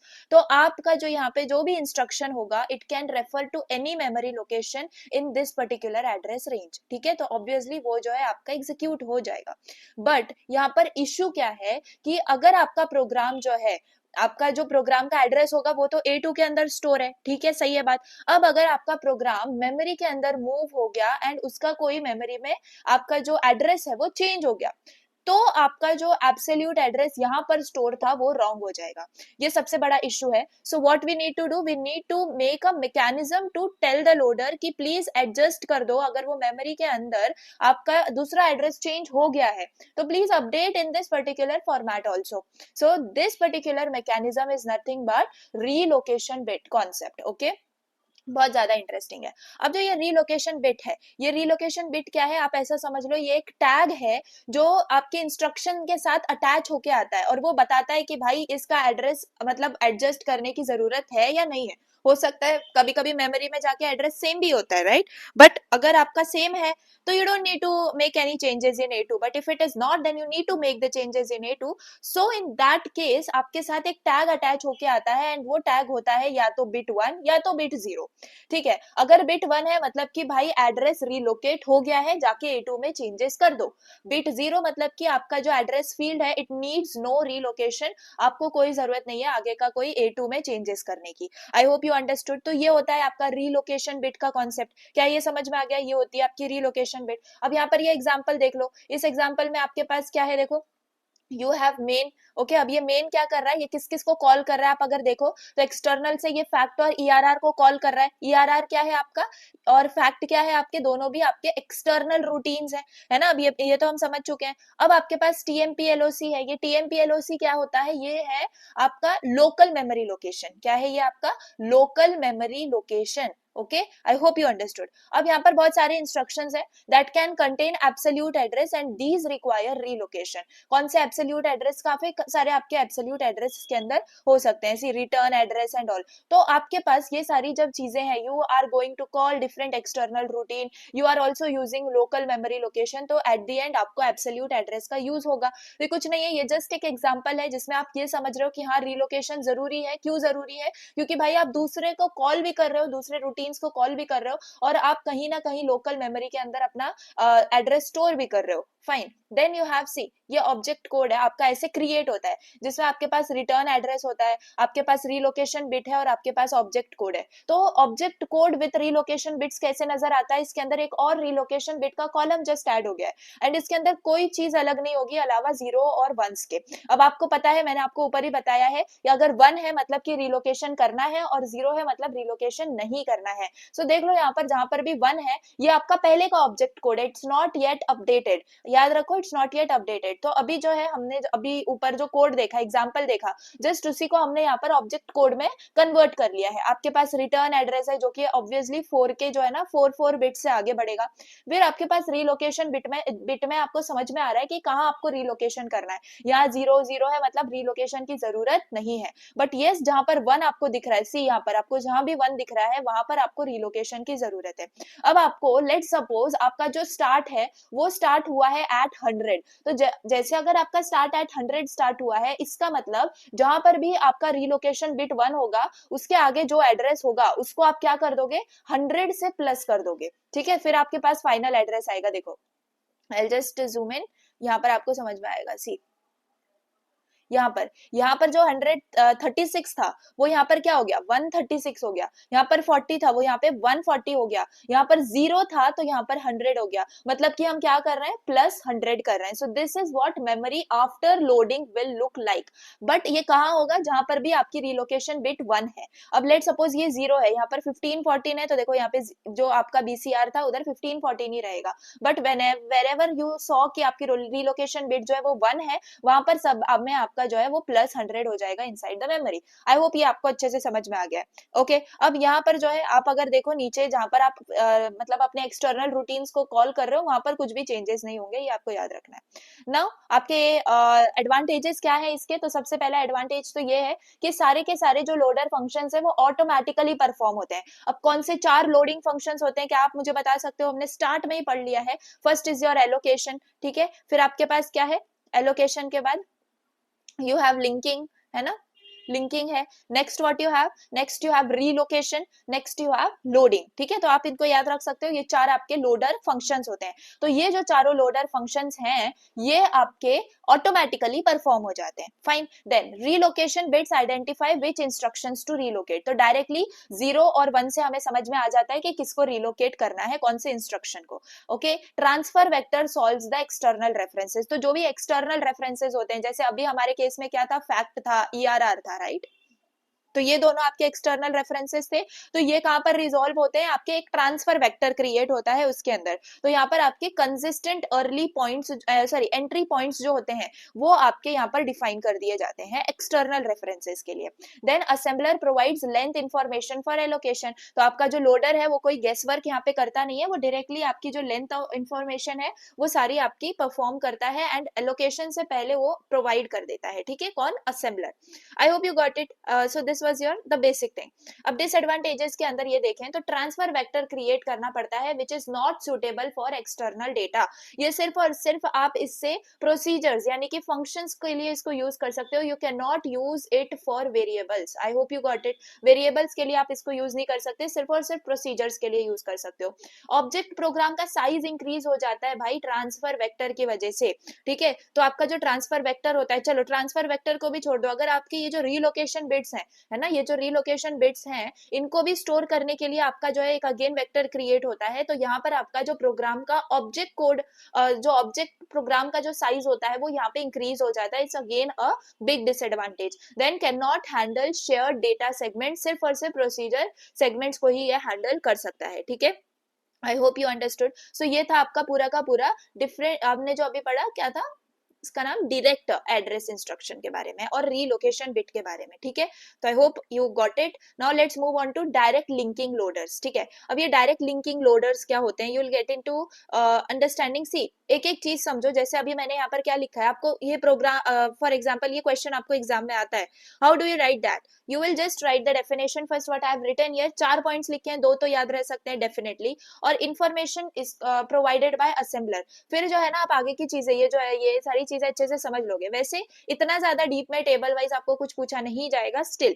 ओके, चलो डायरेक्ट लिंकिंग लोडर है। अब यहाँ पर जो है हमने रीलोकेटिंग लोडर्स पढ़ लिया है। तो अब ये जो है ना डायरेक्ट लिंकिंग लोडर, ये है उससे ज्यादा एडवांस्ड और जनरल लोडर इसको बोला जाता है। ठीक है, अब ये जो लोडर है ये उससे ज्यादा पावरफुल है and it can work with multiple procedures and multiple data segments. देखो यहाँ पे क्या लिखा है, मल्टीपल प्रोसीजर और मल्टीपल डेटा सेगमेंट्स का यहाँ पर यूज कर सकता है। That's why it is more powerful. Okay, procedures and data from other segments can freely referenced. ठीक है, बहुत इजीली रेफरेंसिंग भी यहाँ पर हो जाती है प्रोसीजर्स की या डेटा की सेगमेंट्स के बीच में। Performs independent translation of the source programme. ठीक है, तो जो भी कंपाइलेशन होता है ये सारी चीजें वो ऑटोमेटिकली परफॉर्म कर देता है। तो ये है आपका डायरेक्ट लिंकिंग लोडर। क्या पॉइंट्स आप याद रख सकते हो यहाँ पर, ये इन दोनों को आप अलग पॉइंट्स में भी लिख सकते हो। क्या, मल्टीपल प्रोसीजर सेगमेंट्स होते हैं और मल्टीपल डेटा सेगमेंट्स हो गए, 2 पॉइंट्स हो गए। सेकेंडली, आप फ्रीली रेफरेंस कर पाते हो, यहाँ पर फ्रीली रेफरेंस कर पाते हो प्रोसीजर्स और डेटा को अक्रॉस द सेगमेंट्स। और उसके बाद यहाँ पर आप इंडिपेंडेंट ट्रांसलेशन कर पाते हो, कंपाइलेशन कर पाते हो मॉड्यूल्स का या प्रोग्राम्स का। ठीक है, और यस एक और चीज, ऑटोमेटिक लिंकिंग भी यहाँ पर आपकी होती है। क्या होती है, ऑटोमेटिक लिंकिंग भी हो जाती है। अब आपको पता है लिंकिंग का मतलब क्या है, रीलोकेशन का मतलब क्या है। ठीक है, यहाँ पर आप रीलोकेशन भी मेंशन कर सकते हो। Fine, so I hope you understood कि एग्जैक्टली डायरेक्ट लिंकिंग लोडर होता क्या है। अब डायरेक्ट लिंकिंग लोडर को काम करने के लिए, मतलब एज अ फ्लेक्सिबल लोडर, उसको क्या चाहिए, सपोर्ट चाहिए। किसकी सपोर्ट, असेंबलर की सपोर्ट। ठीक है, तो असेंबलर से ये कुछ चीजें जो है क्या लेता है, इंफॉर्मेशन जो है वो असेंबलर से लेता है, ताकि वो जो है इजीली प्रॉपर इंफॉर्मेशन के बेसिस पे काम कर पाए। ठीक है, सबसे पहले असेंबलर उसको प्रोवाइड करता है लेंथ ऑफ प्रोग्राम या फिर सेगमेंट। ठीक है, तो हमेशा लोडर को पता होना चाहिए ना कि उसको कितनी मेमोरी एलोकेट करनी है। तो वो मेमोरी एलोकेशन के लिए उसको प्रोग्राम की या सेगमेंट की लेंथ सबसे पहले असेंबलर दे रहा होता है। सेकेंडली, लिस्ट ऑफ सिंबल्स, सारे सिंबल्स जितने भी हमारे प्रोग्राम में यूज हो रहे हैं, पब्लिक सिंबल्स हो गए, आपके रेफरेंसेस हो गए, वो सारी चीजें आप यहाँ पर आपका असेंबलर दे रहा होता है विथ देयर रिलेटिव एड्रेस। ये आपको याद रखना है। ठीक है, then list of symbols not defined here but referred by others. Okay, हो सकता है आपने कोई और प्रोसीजर को कॉल किया है एंड उसमें न्यू सिंबल्स इंट्रोड्यूस हुए हैं, तो उसकी भी लिस्ट सारी आपको असेंबलर दे रहा होता है। Information about address constants and how to revise them, तो यहाँ पर ये लोडर को बताता है कि कौन से कॉन्स्टेंट्स यहाँ पर उसको यूज करने हैं for relocation. Okay, then you have translated machine code with the relative address. तो यहाँ पर आपका फाइनल, आप ऐसे समझ लो, फाइनल ऑब्जेक्ट कोड आपको मिल रहा होता है। फाइनल ऑब्जेक्ट कोड आपको दिया जाता है विद द रिलेटिव लोकेशंस। तो ये 5 चीजें आपको असेंबलर, आपको मींस लोडर को असेंबलर दे रहा होता है। ठीक है, I hope you got it. अब यहाँ पर देखो, ये एक एग्जांपल है सोर्स कोड का, इससे आप समझ जाओगे कि एग्जैक्टली चीजें चलती कैसे हैं। ठीक है, सबसे पहले आपके पास आ जाता है यहाँ पे, लेट सपोज आपका एक कोई प्रोग्राम है एंड उसमें आपने क्या किया है, सी स्टार्ट में आपने एक मेन है आपके पास। ठीक है, मेन स्टार्ट आपने लिख दिया है। तो मेन स्टार्ट का मतलब कि भाई हमारा जो प्रोग्राम है वो यहाँ से स्टार्ट हो रहा है, this marks the start of your main program. तो कुछ नहीं, इसका कमेंट हम स्टार्ट ही रखते हैं। Then you have entry and result. अब देखो, ये एंट्री और एक्सटर्नल के बारे में यू आर क्लियर। ठीक है, तो एंट्री रिजल्ट, यहाँ पर इसका मतलब है कि रिजल्ट आपने डिक्लेयर कर दिया है एज एन एंट्री पॉइंट। ठीक है, एज एन एंट्री पॉइंट। तो जो दूसरे सेगमेंट्स हैं, क्या वो रिजल्ट को यूज कर सकते हैं? हाँ, वो रिजल्ट को यूज कर सकते हैं। Then you have external SQRT. तो एक्सटर्नल एसक्यूआरटी के अंदर what is SQRT? SQRT is external subroutine. External subroutine, इसका मतलब कि वो कहीं और आपने क्या करा है, उसको डिफाइन कर दिया है। एल्सवेयर आपने उसको कहीं डिफाइन कर रखा है, ठीक है। So we want to call it from this particular program, तो यहाँ पर आप उसने उसको क्या कर लिया, कॉल कर लिया, फाइन। अब यू हैव BALR 12,0, यहाँ पर इसका क्या मतलब है, आपने क्या किया है, सेट किया है रजिस्टर 12 को as the base address and instruct, ठीक है। BALR क्या है, ब्रांच एंड लिंक रजिस्टर है, ब्रांच एंड लिंक रजिस्टर है। तो यहाँ पर जो इंस्ट्रक्शन है आपने क्या किया, उसको लोड किया एड्रेस, जो भी नेक्स्ट इंस्ट्रक्शन होगा वो आपके R12 से चलेगा, R is nothing but register, ठीक है। So I hope you understood. देखो बहुत छोटा मोटा आपको इनको समझ के चलने की जरूरत है, बिल्कुल भी इनको डीप में आपको याद रखना ऐसी कोई जरूरत नहीं है। बस ये जो मैंने यहाँ पर रखे है ना, इससे आपको समझ में आ जाएगा, कोई भी इंस्ट्रक्शन का अगर आपको पूछा जाए तो you will get to know it, okay. अब देखो यहाँ पे बोला जा रहा है यूजिंग *12, यूजिंग *12 मतलब कि ये इन्फॉर्म कर रहा है असेंबलर को कि रजिस्टर 12 के पास बेस एड्रेस है, अब आपको उसको क्या करना है, यूज करना है, ठीक है। सो इससे आपका जो असेंबलर है वो क्या कैलकुलेट करेगा, रिलेटिव एड्रेस को कैलकुलेट करेगा, ठीक है। जो रिलेटिव एड्रेस होता है उसको कैलकुलेट करेगा, ठीक है। Then you have your ST14 TMPLOC, तो ये क्या है आपका, ये रिटर्न एड्रेस स्टोर करता है, रिटर्न एड्रेस कहाँ का, कॉलर का return address into your TMPLOC, fine. Then you have your L1 PTR वैल, तो इसको आप क्या बोल सकते हो कि यहाँ पर ये जो 1 है दिस इज योर रजिस्टर 1, ठीक है। तो ये क्या करेगा, लोड करेगा, ये क्या करेगा, लोड करेगा R1 के अंदर, लोड करेगा R1 with the constant PTR VAL। PTR VAL क्या है, ये एक टेबल एड्रेस होता है, क्या होता है, ये एक टेबल एड्रेस होता है, ठीक है।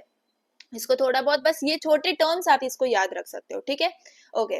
देन इसका ऑब्जेक्ट कोड कुछ ऐसा दिखता है, ऑब्जेक्ट कोड कुछ ऐसा दिखता है। तो बस यही है, ये क्या है, पूरा प्रोग्राम है जो कि आप एज एन अंडरस्टैंड कर सकते हो for your direct linking loaders, ठीक है, direct linking loaders. Just remember the points which I said. वैसे ये इतना ज्यादा code and this everything is not at all important, but remember कि ये जो चीजें है ना, हो सकता है कि आपको कहीं पर भी ये जो चीजें डिफाइन करने बोल दी जाए या प्रोग्राम दे दिया जाए and you need to just explain line by line, so just for that generally, okay. So I hope कि आपको समझ में आ गया है। एंड या ये जो चीजें हैं, लाइक फॉर एग्जांपल वापस I just explain this 10, okay. So यहाँ पर आपके पास है L15A SQRT, ठीक है। तो L15 मतलब कि लोड कर दो रजिस्टर 15 के अंदर with address of your SQRT routine. जो SQRT का जो आपने SQRT रूटीन ऊपर से कॉल किया था, जस्ट उसका एड्रेस रजिस्टर 15 के अंदर लोड कर दो। सो दिस इज कॉल प्रिपरेशन, ठीक है। तो this is how you can write its object code. फिर यू हैव BALR 14,15, तो यहाँ पर क्या हो रहा है, आपका SQRT सब रूटीन कॉल हो रहा है, क्योंकि SQRT का ही आपका जो एड्रेस है वो यहाँ पर 15 में स्टोर है ना। तो आप इसका मतलब आपका SQRT कॉल हो रहा है और आप क्या कर रहे हो, एड्रेस रिटर्न कर रहे हो, जो कि स्टोर आप किसके अंदर कर रहे हो, 14 वाले रजिस्टर में स्टोर कर रहे हो। ST1 रिजल्ट है आपके पास, मतलब आप स्टोर क्या कर रहे हो, रिटर्न रिजल्ट को इनटू योर रिजल्ट वेरिएबल, ठीक है। Then this is all the thing, okay. तो आप इसको याद रख सकते हो, कुछ भी इसके अंदर ज्यादा नहीं है, ठीक है। DC है, DS है, ये सब चीजें आपको पता है, ठीक है। Now let's come on to the important topic. What is your important topic, 4 types of cards, ठीक है। ये इंपॉर्टेंट है, आई एक्सप्लेन दिस। अब 4 टाइप्स ऑफ कार्ड्स या क्या ये चीजें क्यों कहाँ यूज होती हैं, आई लेट यू नो। सी, सबसे पहली बात, जब भी प्रोग्राम असेंबल होता है तो जो असेंबलर है वो क्या प्रोड्यूस करता है, आपका याद रखो, ये जो कार्ड्स हैं ये कौन प्रोड्यूस करता है, असेंबलर प्रोड्यूस करता है जब आपका प्रोग्राम असेंबल्ड होता है, ठीक है। 4 डिफरेंट कार्ड्स प्रोड्यूस करता है और यही कार्ड्स के अंदर इंपॉर्टेंट इंफॉर्मेशन होती है जो कि लोडर को चाहिए, ठीक है, which is needed by the loader, fine. तो अभी स्टार्टिंग में फर्स्ट क्या है आपका, ESD कार्ड। ESD यानी कि एक्सटर्नल सिंबल डिक्शनरी। सो इसके अंदर क्या होता है, इसके अंदर सारे सिंबल्स की इंफॉर्मेशन होती है जो कि इंपॉर्टेंट है फॉर लिंकिंग, ठीक है। लिंकिंग के लिए जो इंपॉर्टेंट है, लिंकिंग के लिए जो इंपॉर्टेंट सिंबल्स हैं वो आपके कहाँ स्टोर होते हैं, ESD कार्ड के अंदर स्टोर होते हैं, ठीक है। अब ESD कार्ड स्टोर करता क्या है ये आपको पता होना चाहिए। तो यहाँ पर ये देखो, ये आपका ESD कार्ड है जिसमें रेफरेंस नंबर तो चलिए मतलब इसका कुछ ये नहीं है, main important thing is your symbol, ठीक है। ये क्या है, वो इंपॉर्टेंट सिंबल है, उनका नाम यहाँ पर स्टोर हो रहा है, फिर उसका टाइप स्टोर हो रहा है। इसी टाइप को अभी हम समझेंगे, टाइप ऑफ सिंबल मतलब कि क्या वो सेगमेंट है, क्या लोकल है या एक्सटर्नल है, जो कि अभी यहाँ पर अभी ऊपर हम समझ लेंगे, ओके अभी इतना याद रखो कि सिंबल का नाम और टाइप ऑफ सिंबल स्टोर किया है, उसके बाद हमने क्या स्टोर किया है, उसका रिलेटिव लोकेशन या रिलेटिव एड्रेस, ठीक है, जो कि हमारे प्रोग्राम के अंदर है, और उसकी लेंथ, ठीक है, जो पर्टिकुलर सेगमेंट है प्रोग्राम है उसकी लेंथ। सो इससे हमारा लोडर क्या समझेगा, ये क्वेश्चन आपको आना चाहिए। तो देखो इससे आपका लोडर ये समझेगा कि कौन से पार्ट जो प्रोग्राम है ना आपका, उसमें से कौन सा पार्ट कहाँ से स्टार्ट हो रहा है, और कौन से सिंबल्स आपने डिफाइन कर रखे हैं, और कौन से सिंबल आप बाहर से रेफरेंस कर रहे हो, ये सारी अंडरस्टैंडिंग आपके लोडर को हो जाती है। अब इंपॉर्टेंट चीज बस देखो इतना ही आपको जानना है, और ये जो टाइप है ये S D L D E R इनको समझना है, दैट्स इट, इससे ज्यादा आपको कुछ नहीं लिखना है एस डी कार्ड में। इसके अंदर सिंबल्स होते हैं, सिंबल के types which we can say, सबसे पहला है एस डी यानी कि सेगमेंट डेफिनेशन। यहाँ पर क्या होता है, आपका मेन प्रोग्राम जो है वो डिफाइन होता है, समझ में आ गई बात, जैसे कि आपका मेन होता है ना मेन, तो वो आपका यहाँ पर आप लिख सकते हो। फाइन, जैसे कि यहाँ पर अगर आप देखो मैंने मेन लिख दिया है, तो ये क्या है मेरा एस डी है, यानी सेगमेंट डेफिनेशन है।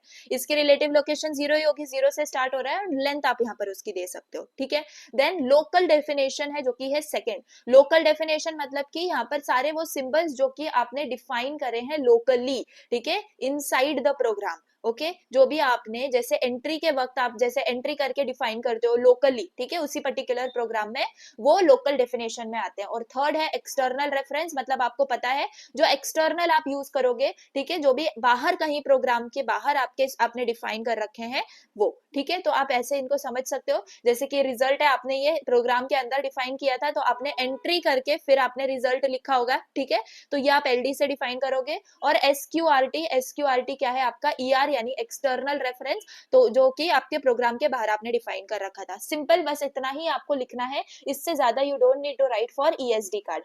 अब सेकंड आपका क्या है, सेकंड है आपका टीएक्सटी कार्ड, टीएक्सटी यानी कि टेक्स्ट कार्ड। अब ये जो टेक्स्ट कार्ड है इसके अंदर क्या होता है, एक्चुअल मशीन कोड होता है। क्या याद रखोगे आप इसके अंदर, एक्चुअल मशीन कोड आपका यहाँ पे होता है। किसका मशीन कोड, ऑब्वियसली उस प्रोग्राम का machine code. So this is the code that will finally be loaded into the memory. समझ में आ गई बात। अब यहाँ पर जो है आपके रियल इंस्ट्रक्शंस होते हैं जो कि आप जो असेंबली है, असेंबली लैंग्वेज से ट्रांसलेट होकर यहाँ पर आए हैं। तो देखो आपके पास वही रेफरेंस नंबर होगा, रिलेटिव लोकेशन होगी यानी कि वही रिलेटिव एड्रेस, और ऑब्जेक्ट कोड, ठीक है। तो ये जो ऑब्जेक्ट कोड है अगेन ये क्या है आपका, वो कोड है जो कि आपका रन होगा लोडर से, ठीक है। अब यहाँ पर आप देख लो ये सारे, अब ये कुछ याद आपको रखने की जरूरत नहीं है, अगर आपको एग्जाम में भी आता है जस्ट मेक द कॉलम्स, ठीक है, चाहो तो आप इसके अंदर एंट्रीज दे सकते हो ताकि विल बी जस्ट, मतलब वो जो है ना कॉन्सेप्ट आप बता दो कि हाँ भाई मुझे पूरा क्लियर है, एक दो आप इसमें से लाइनें याद रख सकते हो, अदरवाइज नो नीडेड, ओके। तो यहाँ पर आप देखो सिंपल है बहुत ज्यादा, BLR 1200 ऐसे कुछ भी आप, you can write the object code which you remember, relative location and reference number you can give it over here। तो बस इतना याद रखना है कि आपके टेक्स्ट कार्ड में स्टोर क्या होता है, तो एक्चुअल मशीन कोड आपका स्टोर होता है। समझ में आ गई बात। So this is how your text card goes. Then you have RLD card. अब ये RLD क्या है, RLD is relocation and linkage directory, relocation and linkage directory. तो यहाँ पर जो है ये जो थर्ड टाइप का आपका कार्ड है, अगेन ये कौन प्रोड्यूस कर रहा है, टेल मी, असेंबलर प्रोड्यूस कर रहा है, ये भूलो मत, ये सारे कार्ड्स कौन प्रोड्यूस करता है, असेंबलर प्रोड्यूस करता है। अब ये जो है ना ये सबसे इंपॉर्टेंट कार्ड है, by because it tells the loader what needs to be relocated and how external symbols must be linked. I repeat myself, ये क्या बताता है, दो चीजें इंपॉर्टेंट हमारा ये लोडर को बता रहा होता है। सबसे पहले कि आपका what needs to be relocated, okay, क्या चीज है जो आपको रीलोकेट करनी है, सबसे पहली बात। And secondly how external symbols must be linked, ठीक है। बस ये दो चीजें आपको याद रखनी है अबाउट RLD कार्ड। क्या करता है ये सबसे पहले ये बताता है कि कौन सी चीज या फिर कौन सा वट एवर द थिंग और segment you need to be relocated. Secondly कौन से एक्सटर्नल सिंबल्स हैं जो कि लिंक करने हैं, ठीक है। So this contains information for relocation and linking. अगर ये दो याद नहीं रह रहे हैं तो सिंपल रीलोकेशन और लिंकिंग आप याद रख सकते हो। अब इसके अंदर क्या चीजें होती हैं देख लो। आरएलडी कार्ड में आपका सिंबल होता है, फ्लैग होता है, अभी इसके बारे में पढ़ेंगे। लेंथ और रिलेटिव लोकेशन तो आप समझ चुके हो, ठीक है। तो अब ये रिलेटिव लोकेशन वापस मैं आपको बता दूं ये क्या है। ये मतलब जो सेगमेंट आप जिसकी बात कर रहे हो वो प्रोग्राम में कहाँ प्रेजेंट है, ठीक है। ये मतलब जो रिलोकेशन होने के बाद ये कहाँ पर होगी, अंडरस्टूड। देन कौन यहाँ पर आपके पास लेंथ है, फ्लैग है, सिंबल है। सी अब ये जो फ्लैग है ना, ये फ्लैग क्या है, एक वैल्यू है एट रिलेटिव लोकेशन जो कि इंक्रीज होनी चाहिए या डिक्रीज होनी चाहिए, ये आप बताओगे, ठीक है। अगर आपका फ्लैग प्लस है इसका मतलब कि एड्रेस जो है वो इंक्रीज होगा। अब देखो यहाँ पर प्लस साइन मतलब ऐड टू द कांस्टेंट और माइनस साइन मतलब subtract from the constant. Clear है गाइस। तो यहाँ पर प्लस करना मतलब कि अगेन आप क्या कर रहे हो, ऐड ही कर रहे हो और कुछ भी नहीं। सो बेसिकली आरएलडी क्या करता है, आरएलडी कार्ड जो है ये आपको बताता है कहाँ पर आपको मॉडिफाई करना है, क्या मतलब how you need to modify it and what symbols address you need to apply. बस इतना आपको याद रखना है, नथिंग मोर देन दैट। बस ये 2 पॉइंट्स याद रख सकते हो। ये 2 पॉइंट्स भी नहीं याद रहे तो रिलोकेशन लिंकिंग याद रख सकते हो और ये टेबल याद रख सकते हो, दैट्स इट। और ये फ्लैग का एक्सप्लेन करना इंपॉर्टेंट है। यहाँ पे मैं आपको बता दूं, यहाँ पर जो है यहाँ पर आपको टाइप एक्सप्लेन करना इंपॉर्टेंट है। यहाँ पर तो वैसे nothing like that, but object code आपको यहाँ लिखना इंपॉर्टेंट है। आरएलडी के अंदर आपको फ्लैग जो है वो एक्सप्लेन करना इंपॉर्टेंट है, ठीक है। Then the last and not the least it is end card, ठीक है। एंड यानी कि अगेन उसका नाम ही बता रहा है यहाँ पर, it is indicating end of your object program, ठीक है। सो देखो ये आपके ऐसे 4 टाइप्स के कार्ड होते हैं जिसमें ईएसडी होता है, TXT and RLD, and at last आपका एंड कार्ड क्रिएट होता है। तो ये सारे कौन क्रिएट करता है, असेंबलर क्रिएट करता है। और ये चारों भी कहाँ जाते हैं, आपके लोडर के अंदर जाते हैं, ठीक है। तो मुझे बताओ वापस से कि आपका ये ईएसडी क्या करता है, सिंबल इंफॉर्मेशन देता है। तो बेसिकली लोडर क्या करेगा, लोडर आएगा सबसे पहले सिंबल टेबल को रीड करेगा, फिर उसके बाद लोडर आएगा आपके मशीन कोड को लोड करेगा, उसके बाद क्या करेगा, ये अप्लाई करेगा, क्या अप्लाई करेगा, रीलोकेशन और लिंकिंग अप्लाई करेगा। ये आरएल से ही याद रख लो, रीलोकेशन और लिंकिंग। और एट द एंड आपका लोडर क्या करेगा, कंप्लीट कर देगा लोडिंग को। ऐसे आपको याद रखना है, ये चारों कार्ड्स आपके काम करते हैं, ठीक है। अब इसके एडवांटेजेस, आपके डायरेक्ट लिंकिंग लोडर के एडवांटेजेस देख लो। सपोर्ट्स मल्टीपल प्रोसीजर सेगमेंट्स, ठीक है। मल्टीपल, अब ये वही है जो चीजें आपने डेफिनेशन में लिखी है वही आपको इधर एडवांटेजेस में देनी है। डिसएडवांटेजेस सुन लो। Loading process is extremely time consuming. All modifications जो है वो सबको रिलोकेट, आपको एलोकेट, रिलोकेट, लिंक और लोड करना पड़ता है। Requires large memory space to operate, क्योंकि भाई इतने सारे कार्ड्स आप क्रिएट कर रहे हो, it will need space, okay. So ये है इसकी disadvantage. I hope you got it. Now let's move on to overlay structure. बहुत ज्यादा इजी है। देखो एक बड़ा प्रोग्राम होता है, राइट। अगर वो मेमोरी के अंदर एक बार में फिट नहीं हो रहा है तो आप क्या करोगे, आप यही सोचोगे ना कि सारे के सारे पार्ट्स कर दो उसके, है ना। लेकिन यहाँ पर समझने का पॉइंट ये है कि ऐसा नहीं है कि आप क्या करोगे, मतलब ऐसा नहीं, लाइक अगर आपने बड़ा प्रोग्राम है आपने उसको पार्ट्स में करके और फिर एक बार में स्टोर कर दिया, नो। ओवरले स्ट्रक्चर का मतलब ये है कि आपके जो भी पार्ट्स हैं, ठीक है, जो भी पार्ट्स हैं जिसके अंदर जो इंपॉर्टेंट पार्ट है वो आप यहाँ पर कंसिडर करोगे एज एन ओवरले, ठीक है। All the parts are not needed together, है ना। ऐसा थोड़ी है कि आपको सारे पार्ट्स अभी इस वक्त right now you need them, ठीक है। सो जो चीज आपको चाहिए या जो पार्ट आपको चाहिए that you consider as an overlay and उसको आप रन करते हो। So this is your overlay structure. During program execution, not all parts of the program are needed at the same time. Memory usage can be minimized. Only the currently required part is loaded. ठीक है। तो overlay क्या है, overlay एक part of programme है which is needed during a particular stage of execution, ठीक है। या ऐसा समझ लो कि ये पिज्जा है आपका पूरा का पूरा, ठीक है। ये पिज्जा है, उसमें से जो है ना चीज ये वाले पार्ट में कुछ ज्यादा है, लेट सपोज, ठीक है। तो एट द टाइम ये आखिर वो पिज्जा आपका ही है, ठीक है। ऐसा है, मैं नहीं बोल रही कि आपका भाई या बहन खा जाएगा। I am just saying you are alone at home and ये पूरा पिज्जा आपका ही है, but at that particular time आप कौन सा जो आप पार्ट ले रहे हो वो ये वाला पार्ट ले रहे हो ना, ये वाला स्लाइस आप ले रहे हो, है ना। सो उस पर्टिकुलर टाइम पे ये वाला स्लाइस आपके लिए इंपॉर्टेंट हो गया। तो ये क्या हो गया आपका ओवरले। समझ में आ गई बात, क्या आप पिज्जा से ओवरले को याद रख सकते हो? हाँ रख सकते हो, ठीक है। So this shares the same load origin as other overlays, overrides previously loaded overlays, ठीक है। अब देखो, अब आपने क्या किया, आपने इसको खा लिया, ठीक है, ये वाला पार्ट आपने खा लिया, यू आर सेटिस्फाइड, आपने सबसे बड़ा जिसमें चीज सबसे ज्यादा थी वो वाला ओवरले आपने खा लिया। नाउ आपके पास बचता है इतना पार्ट। अब next important part, let suppose यहाँ पर चीज ज्यादा है उससे, ठीक है, तो अब आप कौन सा चूज कर रहे हो, अब आप ये वाला स्लाइस चूज कर रहे हो। तो मतलब कि पहले ओवरले ये था, अब इस ओवरले को आपने अपडेट कर दिया एंड ओवरराइट कर दिया विद दिस ओवरले, ठीक है। तो ऐसे आपका जो है ना पुराने ओवरलेज आप न्यूली क्रिएटेड ओवरलेज से ओवरराइट कर देते हो। तो आई होप ओवरले का मतलब आप समझ चुके हो। अब ओवरले का स्ट्रक्चर क्या है, तो program organized into multiple overlays. तो सबसे पहली बात, इन वर्ड्स को आप समझ लो, यू हैव रूट, ठीक है। ये रूट क्या है, ये है परमानेंट पार्ट ऑफ प्रोग्राम, मतलब कि ऐसा पार्ट जो कि मतलब हो गई आपके मतलब जैसे आप पिज्जा ये खा रहे हो, ठीक है, आपने क्या करना है, आपको बहुत ज्यादा पसंद है, ऊपर से जो है ना क्या डालते हो, चिली फ्लेक्स डालना, है ना, ये सब आपको बहुत ज्यादा पसंद है, तो वो तो परमानेंट ही है भाई, वो आप कोई भी पार्ट, इसमें से कोई भी पार्ट लो, आपको वो डालना ही है, ठीक है। तो ये है आपका परमानेंट पार्ट ऑफ प्रोग्राम जो कि है रूट, ये हमेशा आपकी मेमोरी में होगा ही होगा। Controls execution of other overlays, ठीक है, ये क्या करता है, ये कंट्रोल करता है और दूसरे ओवरलेस का execution, works with the overlay manager. अब ये ओवरले मैनेजर क्या है, ये ओवरले मैनेजर वो है जो कि आपकी लोडिंग और अनलोडिंग ऑफ ओवरलेस को कंट्रोल करता है कि कौन सा वाला पार्ट या कौन सा वाला स्लाइस आपको खाना है, कौन सा वाला नहीं खाना है, ठीक है। तो ये आपका ब्रेन डिसाइड कर रहा है, राइट, ब्रेन या हार्ट आई डोंट नो, लेकिन वो जो मैनेजर है वो डिफाइन कर रहा है। तो that is the overlay managers task कि वो कंट्रोल करता है लोडिंग और अनलोडिंग ऑफ ओवरलेस। ये जो है कौन कॉल करता है, तो रूट इसको जो है कॉल कर रहा होता है, called by root, okay, called by root.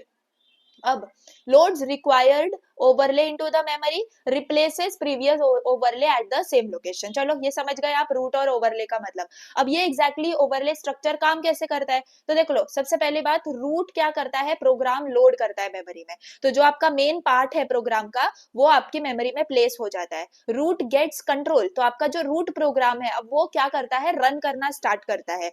अब रूट किसको कॉल करेगा, ओवरले मैनेजर को कॉल करेगा, है ना। ये क्यों कॉल करेगा भाई, अभी उसको ओवरले को जाके लोड करवाना है, तो वो ओवरले को लोड करने का काम तो ओवरले मैनेजर करेगा। तो ये ओवरले जो मैनेजर है ये क्या करेगा, उस पर्टिकुलर रिक्वायर्ड ओवरले को लोड कर देगा मेमोरी के अंदर, है ना। देन अब आपका वो जो पर्टिकुलर ओवरले है वो एग्जीक्यूट होगा, ठीक है, वो अपना टास्क एग्जीक्यूट करेगा and at last new overlay क्या कर देगा, प्रीवियस ओवरले को रिप्लेस कर देगा। मतलब इतना समझो, आपने पिज्जा ऑर्डर किया, आपके घर पे डिलीवर हो गया, आपने उसको खोला, आपने उसको जो पर्टिकुलर स्लाइस है जो इंपॉर्टेंट लग रहा है आपको एट दैट पर्टिकुलर टाइम, आपने वो उठाया, खाया, एग्जीक्यूट किया, है ना। एग्जीक्यूट करना मतलब खा लिया आपने एंड एट लास्ट आपने उसको रिप्लेस कर दिया दूसरे स्लाइस से। तो this is how your working of overlay structure goes, ठीक है। नाउ ये देख लो, ये सिंपल एग्जांपल है, आप ऐसे ओवरले बना के दिखाओगे एग्जाम के अंदर। यहाँ पर आपके पास क्या है, ये बड़ी प्रॉब्लम है, ठीक है, लार्ज प्रॉब्लम। नाउ S1 आपका जो है वो रूट है, ठीक है, क्या है, रूट है। S2 और S3 क्या है, इसके चिल्ड्रन ओवरलेज हैं। किसके चिल्ड्रन ओवरलेज, आपके S1 के चिल्ड्रन ओवरलेज हैं। S4 S5 X6 किसके चिल्ड्रन ओवरलेज हैं, S3 के चिल्ड्रन ओवरलेज हैं। यहाँ पर आप उनका साइज भी देख पा रहे हो, ठीक है। इट्स नॉट लाइक दैट कि आपको एक ऐसा डिवाइड हो रहा है, ये समथिंग लाइक दैट, ठीक है, वो आपकी मेमोरी के हिसाब से जितना उसको लग रहा है, इट्स टेकिंग दैट। S7 एक पार्ट ऑफ द प्रोग्राम है जिसके आपके S8 और S9 क्या है, ओवरलेज हैं, ठीक है। So only one branch of the tree is in the memory at a time, ये आप याद रख सकते हो। और ये ओवरले स्ट्रक्चर आप ऐसे दिखाओगे कि हाँ ये मेमोरी में कैसे स्टोर होता है, तो मेमोरी में ये ऐसे स्टोर होता है। देखो S1 है वो डिवाइड हो गया S2 S3 में। अब ये जो पार्ट है, ये जो पार्ट है, ये जो पार्ट है, ये है फ्री स्पेस, ठीक है, फ्री स्पेस। तो ये है, आप ऐसे डिवाइड करोगे इसको। आई होप यू अंडरस्टूड क्या है ये। S1 डिवाइड हुआ S2 S3 में, S3 डिवाइड हुआ S4 S5 S6 में, S7 अलग था, S8 S9। तो ऐसे आपके जो सेगमेंट्स हैं वो मेमोरी में स्टोर होते हैं using your overlay structure. I hope you understood this, ठीक है। तो ये कुछ नहीं, ये इसी का है, एड्रेस, रेंज और कंटेंट। वैसे इतना कुछ इंपॉर्टेंट नहीं है, जस्ट वही डायग्राम को यहाँ पर आपने टेबल में लिख दिया है, ठीक है। Now let us move on to design of an absolute loader. Absolute loader हमने अभी पढ़ा था, क्या बताया था मैंने एब्सोल्यूट लोडर के अंदर आपको, कि जो प्रोग्राम के अंदर आपने जो एड्रेसेस फिक्स्ड डिफाइन कर दिए थे, तो वो मेमोरी में लोड होने के बाद, मेमोरी के अंदर लोड होने के बाद भी वही सेम फिक्स्ड एड्रेस ही रहेंगे, ठीक है, रीलोकेशन नहीं होता है इसके अंदर। तो वैसा एब्सोल्यूट लोडर डिजाइन कैसे होता है, you need to know that. तो इसका पर्पस क्या होता है, सबसे पहली बात, allocation, relocation, linking handled by the programmer या असेंबलर, है ना। ये सब प्रोग्रामर और असेंबलर पे डिपेंड करता है। उस जो लोडर को मिलेगा वो तो भाई मेमोरी में लोड कर देगा, है ना, डायरेक्टली, वो कोई रीलोकेशन परफॉर्म नहीं करेगा। Loader only places instructions in memory eight specified address, जो मैंने अभी आपको बोला। फाइन। अब यहाँ पर आपके पास दो टाइप्स के कार्ड होते हैं, ठीक है, यस, यहाँ पर भी आपके पास दो टाइप के कार्ड होते हैं, जिसमें पहला है टेक्स्ट कार्ड, दूसरा है ट्रांसफर कार्ड। अब जो ये टेक्स्ट कार्ड है इसके अंदर आपका मशीन कोड होता है, क्या होता है, मशीन कोड होता है। और जो ट्रांसफर कार्ड है इसके अंदर आपका स्टार्टिंग पॉइंट होता है। समझ में आ गई बात, ये दो ही वर्ड्स आपको पूरा डेफिनेशन याद रखवा देंगे। देखो यहाँ पर टेक्स्ट कार्ड के अंदर क्या है, आपके पास जो एब्सोल्यूट मशीन इंस्ट्रक्शंस है वो सारे आपके यहाँ पर प्रेजेंट है। अब इसका फॉर्मेट देखो जो बहुत ज्यादा इंपॉर्टेंट है, ये तो याद रख लो। चलो एट लास्ट आपके पास जो दोनों भी कार्ड्स हैं उनका साइज क्या है, दोनों भी कार्ड्स का साइज है 80 बाइट्स। क्या है दोनों का साइज, 80 बाइट्स। अब वो 80 बाइट्स जो है ये कॉलम्स में डिवाइड कर दिए। कॉलम 1 के अंदर देखो टाइप 0 है, ठीक है, टाइप 0 है। कॉलम मतलब ये टाइप 0 क्या है भाई, देखो अभी मैं आपको जो बाद में अभी आगे जाके मैं आपको फ्लो चार्ट समझाऊंगी, ठीक है। तो उसके अंदर आपके मतलब आपका जो प्रोग्राम है या आपका जो असेंबलर है उसको कैसे समझेगा कि ये टेक्स्ट कार्ड है या ट्रांसफर कार्ड है। तो टेक्स्ट कार्ड है इसका मतलब टाइप 0 अगर मेंशन है तो टेक्स्ट कार्ड है, टाइप 1 है इसका मतलब कि ट्रांसफर कार्ड है। तो जो भी आपके 80 बिट का आपका कॉलम्स ये सारे होंगे ना, तो उसमें जो पहला कॉलम है वो ही बता देगा कि ये टेक्स्ट कार्ड है या फिर आपका ट्रांसफर कार्ड है, ठीक है। अब ये जो कॉलम 2 है उसके अंदर काउंट होगा, यानी कि how many bytes your particular instruction is, okay. Then column 3 से 5 तक आपका एड्रेस लोड होगा। फिर 8 से 72 तक सारे इंस्ट्रक्शंस जो एग्जैक्टली मेन डेटा है वो आपका स्टोर होगा। और 73 से 80 तक आपके कार्ड की सीक्वेंस नंबर स्टोर होगी। तो बेसिकली इस टेक्स्ट कार्ड का यूज क्या होगा, तो जो लोडर है वो क्या रीड करेगा, इस कार्ड को रीड करेगा और लोड कर देगा वो जो कोड है एट द गिवन एड्रेस, ठीक है। सो ये सिंपल काम होता है टेक्स्ट कार्ड का। अब ट्रांसफर कार्ड है, ट्रांसफर कार्ड में आपका जो कॉलम 2 है अगेन उसमें काउंट स्टोर हो रहा होगा। अब 3 to 5 entry address he store होगा, सिर्फ और सिर्फ एंट्री एड्रेस उस पर्टिकुलर इंस्ट्रक्शन का।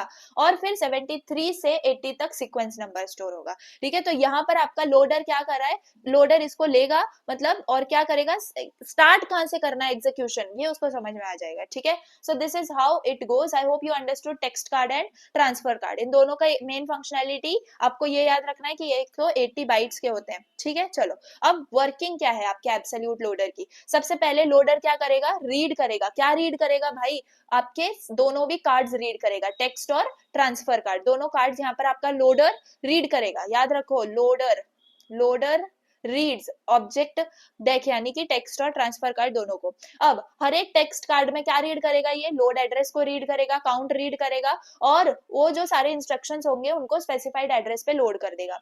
अब ट्रांसफर कार्ड से क्या करेगा, ये ट्रांसफर कार्ड से एंट्री एड्रेस पे जंप कर जाएगा डायरेक्टली, ठीक है। एंड यस आपका जो प्रोग्राम है वो एग्जीक्यूट हो जाएगा। ये आपको नोट करने वाली बात थी जो आपको मैंने पहले ही नोट करवा दी है। नाउ अल्गोरिदम बहुत ज्यादा इंपॉर्टेंट है यहाँ पे आपका। देखो फ्लो चार्ट समझ में आ गया तो अल्गोरिदम आप लिख ही लोगे, स्टिल अंडरस्टैंड। आप सबसे पहले कार्ड रीड करोगे जो अभी मैंने आपको बताया, और अगर वो टेक्स्ट कार्ड है मतलब कि वो टाइप 0 है तो आप क्या करोगे, करंट लोकेशन CURLOC यानी करंट लोकेशन के अंदर क्या कर दोगे, एड्रेस को डाल दोगे, लोड कर दोगे उस एड्रेस को। जो एड्रेस आपको कहाँ मिलेगा, आपके यहाँ पर मिलेगा, ठीक है। कॉलम 3 और 5 में जो एड्रेस मिलेगा आपको वो आप करंट लोकेशन के अंदर इनिशियलाइज कर दोगे। उसके बाद है LNG, LNG यानी कि कितना लेंथ है उसकी या क्या है, तो वो बेसिकली आप काउंट के से आपको मिल रहा होगा जो कि होगा आपका कॉलम 2 से, ठीक है। कॉलम 2 से आपको काउंट मिल जाएगा। चलो पता चल गया। अब आप क्या करोगे, मूव करोगे उतने बाइट्स जितना आपका काउंट है, ठीक है, टू द करंट लोकेशन। समझ में आ रही है बात। आप क्या करोगे, लोड करोगे LNG बिट्स को, LNG बाइट्स को, ठीक है, जो कि आपके 8 से 72 के कॉलम के बीच में है इनटू मेमोरी। और जो स्टार्टिंग होगी उसकी कहाँ से स्टार्ट होगा, करंट लोकेशन से स्टार्ट होगा, ठीक है। एंड देन आप वापस से स्टार्ट पे मूव कर जाओगे। अगर ट्रांसफर कार्ड है मतलब कि टाइप 0 है तो कुछ नहीं, आपको कंट्रोल ट्रांसफर कर देना है वो एड्रेस पे जो एड्रेस आपका यहाँ पर मेंशन्ड है। कहाँ पर मेंशन्ड है, अरे सॉरी, अच्छा मैंने क्या कर दिया, आपको यहाँ का बताना था, यहाँ का बता दिया। चलो कोई नहीं। तो आप यहाँ पर ट्रांसफर कार्ड के अंदर आप क्या करोगे, जो भी आपका कार्ड एंट्री एड्रेस होगा, ये जो एंट्री एड्रेस होगा वो आप यहाँ पर ट्रांसफर कर दोगे वहां पे and then you will stop. तो यही आपको फ्लो चार्ट में दिखाना है, कुछ भी अलग नहीं है। याद रखो एसपॉस के अंदर काफी फ्लो चार्ट्स हैं and try to make flow charts जिसके भी इंपॉर्टेंट है वो, क्योंकि that is expected by seminar. अब यहाँ पर ये जो फ्लो चार्ट है ये आपके एब्सोल्यूट लोडर के डिजाइन का है, वही है जो अभी मैंने आपको एक्सप्लेन किया। क्या एक्सप्लेन किया मैंने? सबसे पहले स्टार्ट होगा, आप रीड करोगे कार्ड कौन सा है भाई, है ना, और रीड करने के बाद आप करंट लोकेशन को सेट करोगे। करंट लोकेशन आपको कहां पर मिलेगी? आपके टेक्स्ट कार्ड के कॉलम 3-5 पे, टेक्स्ट कार्ड के कॉलम 3-5 पे, टेक्स्ट कार्ड के कॉलम 3-5 पे आपको जो है वो एड्रेस मिल जाएगा करंट लोकेशन के लिए। और उसके बाद कौन से टाइप का कार्ड है वो आप देखोगे, 0 यानी टेक्स्ट कार्ड, 1 यानी ट्रांसफर कार्ड। 0 है तो मतलब आप क्या करोगे, टेक्स्ट कार्ड है मतलब कि आप LNG को सेट करोगे, LNG सेट करोगे नंबर ऑफ बाइट्स, ठीक है, जो कि आपको कॉलम 2 में मिल रहा होगा। देखो कॉलम 2 के अंदर आपको ये जो काउंट मिल रहा है, सॉरी टेक्स्ट कॉलम 2 में जो आपको ये काउंट मिल रहा है that is nothing but stored in your LNG, ठीक है, आपने इस वेरिएबल को सेट कर दिया। उसके बाद आप कॉपी करोगे वो LNG बाइट्स को of text from characters 8 to 72 to current location, मतलब कि जो भी आपने अब 8 से 70 वही इंस्ट्रक्शन जो मैंने अभी आपको बताया, बस यहाँ पर जो मैंने आपको बताया यहाँ पर the same you have to just draw in the flow chart now. Okay, अब यहाँ पर ये 1 है जो कि ट्रांसफर कार्ड है, ये कुछ नहीं है तो ट्रांसफर कर देगा अपनी लोकेशन को to current location, fine, that's it. बस ये याद रखना है कि ये जो टेक्स्ट कार्ड है वो आपका वापस से यहाँ पर लूप कर जाता है टू स्टार्ट, ओके, और ये जो है यहाँ पर ये स्टॉप कर देता है, ये आपको बस याद रखना है, ठीक है। सो ये कंप्लीट आपका फ्लो चार्ट है for absolute loader design. I hope you understood, बहुत ज्यादा सिंपल है ये, okay. Now let's move on to very important concept, design of direct linking loader, ठीक है। तो ये डिजाइन में बिल्कुल आपको कंफ्यूज नहीं होना है, ये याद रख लो, डिजाइन बोल रहा है मतलब फ्लो चार्ट चाहिए उसको, ठीक है। चलो अब यहाँ पर आपके पास है design of direct linking loader. अब ये जो डायरेक्ट लिंकिंग लोडर है ये 2 पार्ट्स में या फिर 2 पासेस के अंदर जो है होता है। अब क्यों 2 पासेस? तो ये जो डायरेक्ट लिंकिंग लोडर है इसको क्या पता होना चाहिए, एक्चुअल लोड टाइम एड्रेस पता होना चाहिए, है ना, एक्चुअल लोड टाइम वैल्यूज पता होनी चाहिए, किसके? एक्सटर्नल सिंबल्स के, ताकि वो जो है उस हिसाब से उसके जो इंस्ट्रक्शंस है वो मॉडिफाई कर पाए। सो क्या है, वो प्रोग्राम को 2 बार रीड करता है। तो वही चीज है कि 2 पासेस क्यों, तो भाई 2 बार वो रीड करता है क्योंकि उसको जो है एक्चुअल लोड एड्रेस चाहिए उसके एक्सटर्नल सिंबल्स का, ताकि वो इंस्ट्रक्शंस को पहले ही मॉडिफाई कर दे, ठीक है। अब आपके पास ये 3 कांस्टेंट्स हैं जो आपको पता होने चाहिए। ये क्या है? एड्रेस कांस्टेंट्स है। सबसे पहले आपके पास है एब्सोल्यूट एड्रेस। एब्सोल्यूट एड्रेस के अंदर लोकेशन 1 माइनस लोकेशन 2, ठीक है, तो ये दोनों भी एब्सोल्यूट होते हैं एंड ऑलरेडी फाइनल आपको जो है यहाँ पर मिलता है। तो असेंबलर क्या करता है, सिर्फ ये कैलकुलेट करता है, ठीक है, no relocation needed. Simple relocatable के अंदर क्या होता है, ये जो यहाँ पर क्या था, ये दोनों भी रीलोकेटेबल थे, ठीक है, लोकेशन 1 लोकेशन 2। यहाँ पर क्या है आपका LOC 1 LOC 2, ये दोनों क्या है आपके, LOC आपका रिलेटिव है और LOC 2 आपका एब्सोल्यूट है, ठीक है। तो जो लोडर है it must add load time base address to adjust, ये आप याद रख सकते हो, या फिर सिंपल देख लो, असेंबलर इनका डिफरेंस फाइंड आउट करता है और लोडर जो है वो रीलोकेशन परफॉर्म करता है। यहाँ पर रीलोकेशन परफॉर्म नहीं होती है, यहाँ पर परफॉर्म होती है। कॉम्प्लेक्स रीलोकेटेबल के अंदर ये दोनों भी LOC 1 LOC 2 ये दोनों एक्सटर्नल सिंबल्स होते हैं। Assembler can not obtain values end loader must calculate, ठीक है, दैट्स इट। अब इंपॉर्टेंट है इसके अंदर PG1 PG2, तो देख लो यहाँ पर आपके पास ये है PG1 program 1, okay, program 1 and program 2। तो कुछ नहीं, ये आपको इतना कुछ याद रखने की जरूरत बिल्कुल भी नहीं है, जस्ट आपको ये याद रखने हैं क्या, आपके कॉलम के नाम। तो यहाँ पर ये जो प्रोग्राम 1 होता है, मैं जो आपको बता रही हूँ ना, जो ओवरव्यू मैं आपको दे रही हूँ, ये आपको पॉइंट्स में लिखना है बस, इससे ज्यादा नथिंग नहीं, ओके। तो प्रोग्राम 1 क्या है, आपका मेन प्रोग्राम है, क्या है आपका मेन प्रोग्राम है। अब यहाँ पर आप क्या डिफाइन करते हो, तो आप आपके लोकल जो वेरिएबल्स या लोकल जो सिंबल्स होते हैं वो आप PG1 के अंदर डिफाइन कर रहे होते हो, ठीक है। यहाँ पर ओके, चलो यहाँ पर आप क्या डिफाइन करते हो, लोकल सिंबल्स को डिफाइन कर रहे होते हो। देन यहाँ पर आप रेफरेंस भी करते हो एक्सटर्नल सिंबल्स को, और एक्सटर्नल सिंबल्स कहाँ पर आपके होते हैं डिफाइन, आपके PG2 के अंदर सारे एक्सटर्नल जो होते हैं ना वो सिंबल्स आपके डिफाइन होते हैं।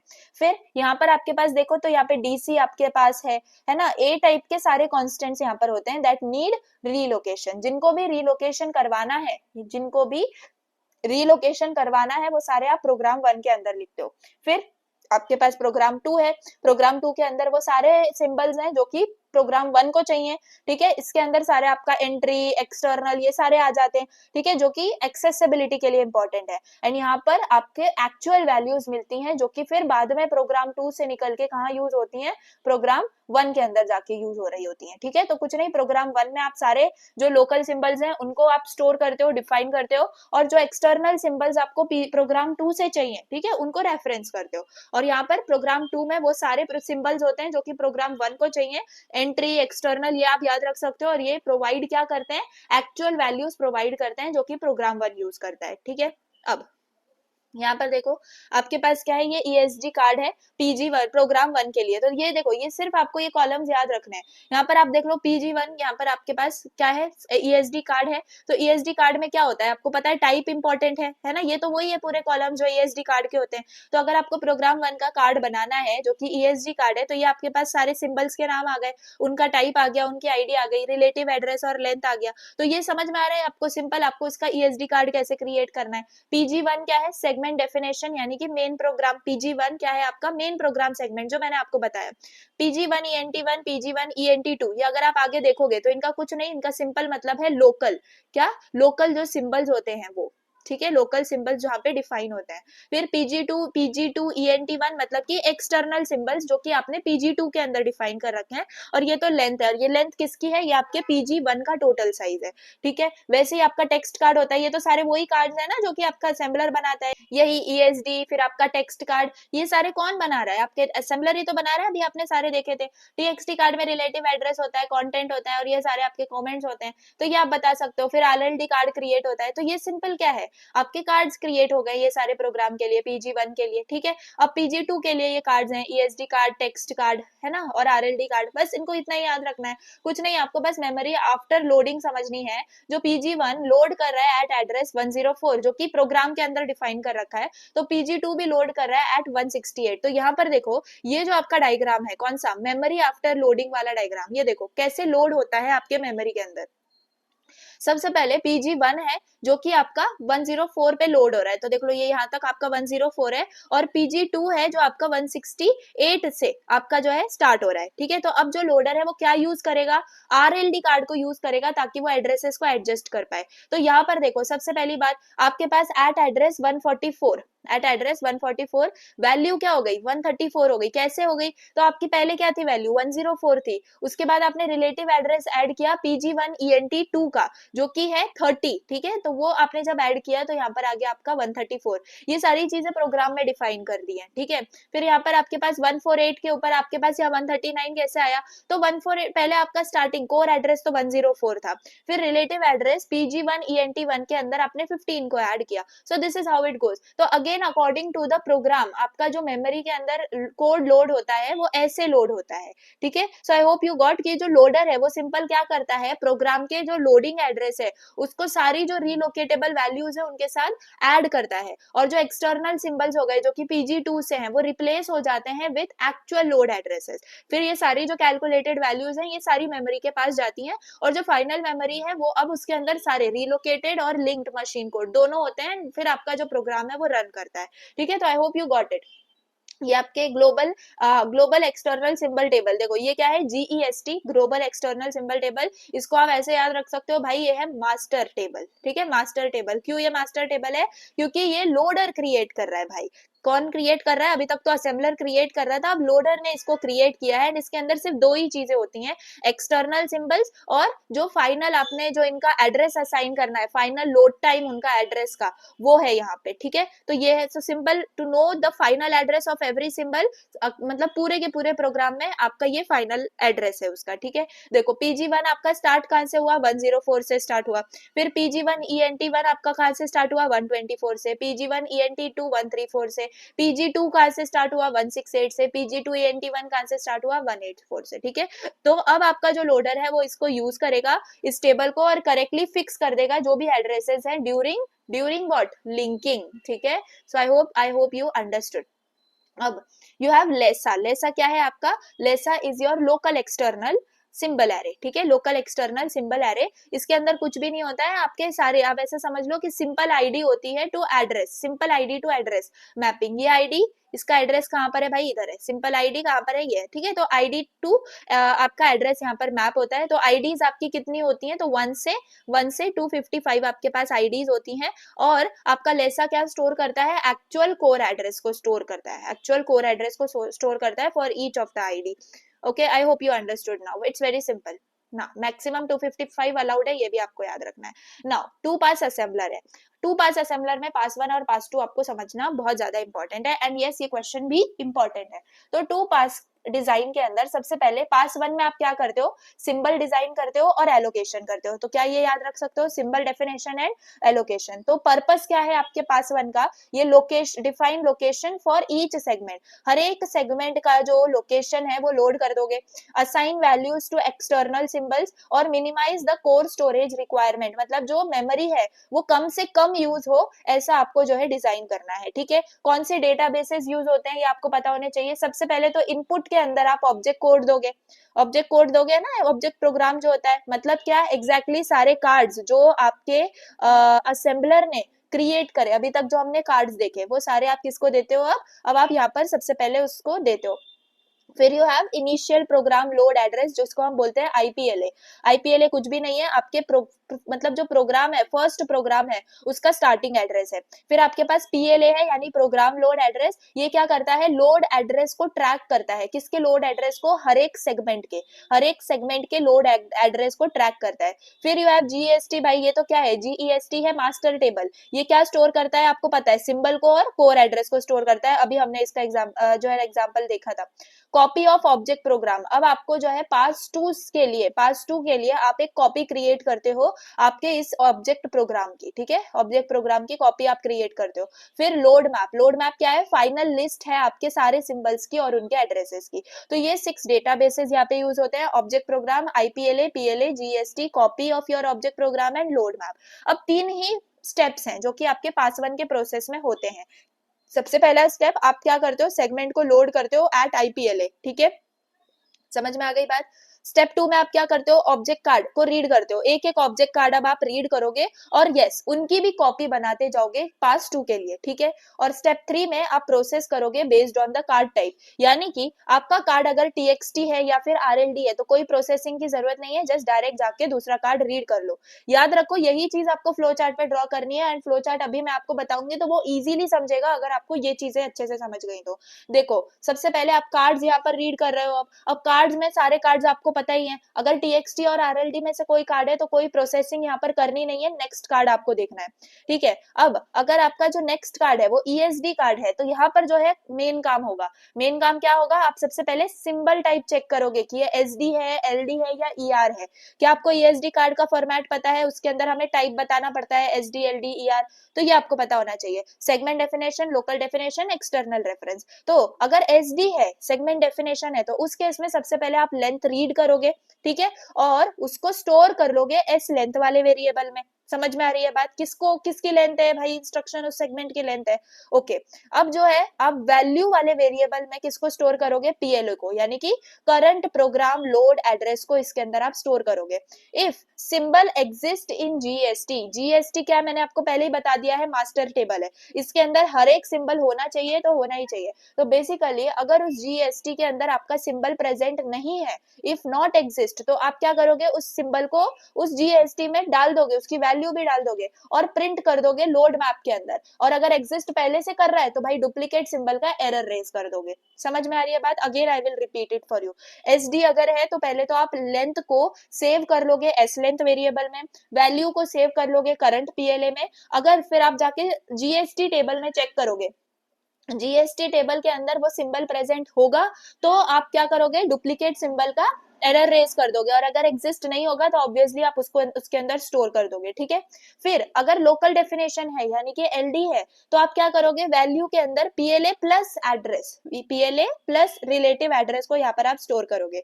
यहाँ पर वैल्यू के अंदर सिर्फ पीएलए को स्टोर किया था, यहाँ पर वैल्यू के अंदर पीएलए प्लस एड्रेस को आपको स्टोर करना है, ठीक है।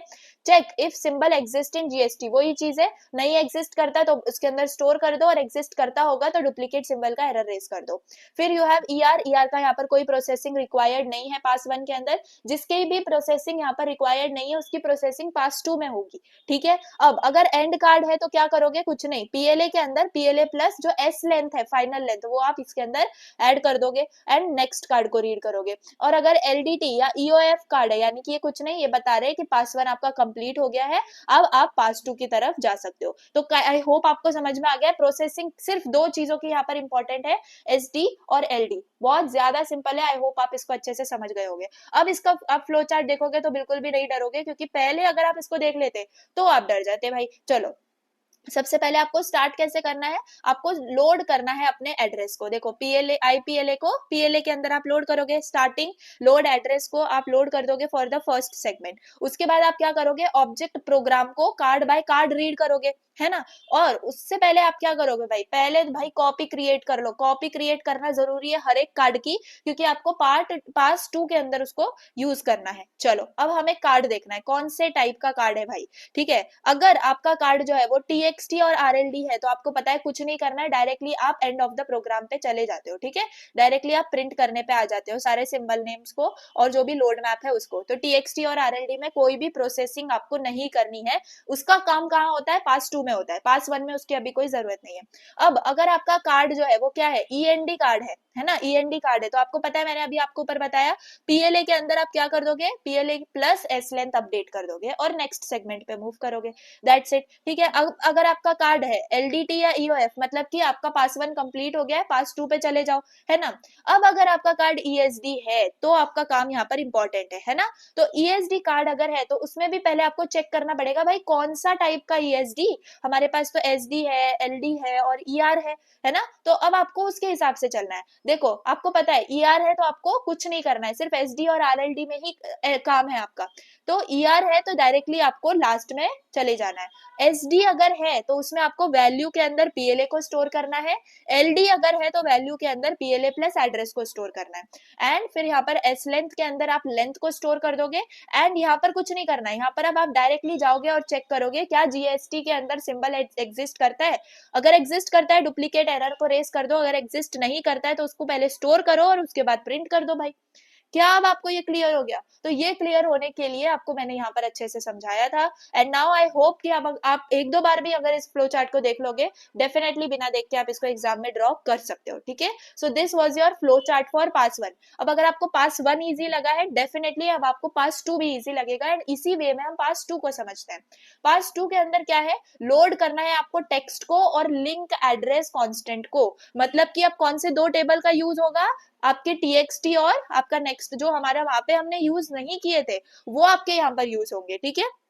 So I hope you understood. यहाँ पर भी आपका इसका पर्पस यही है कि लोड करे text into memory, relocation perform करे और लिंक एड्रेस कांस्टेंट्स, ठीक है। मतलब कि देखो स्टेप 1 और स्टेप 2 स्टेप 3 बस ये जो इंपॉर्टेंट है ये हम समझते हैं, बाकी डेटाबेसेस इसके अंदर वही सेम है। जस्ट यहाँ पर ये एलईएसए है, एलईएसए यानी लेसा। इसमें क्या है, आपने इसका फॉर्मेट भी मैंने आपको अभी जेस्ट के साथ बता दिया था।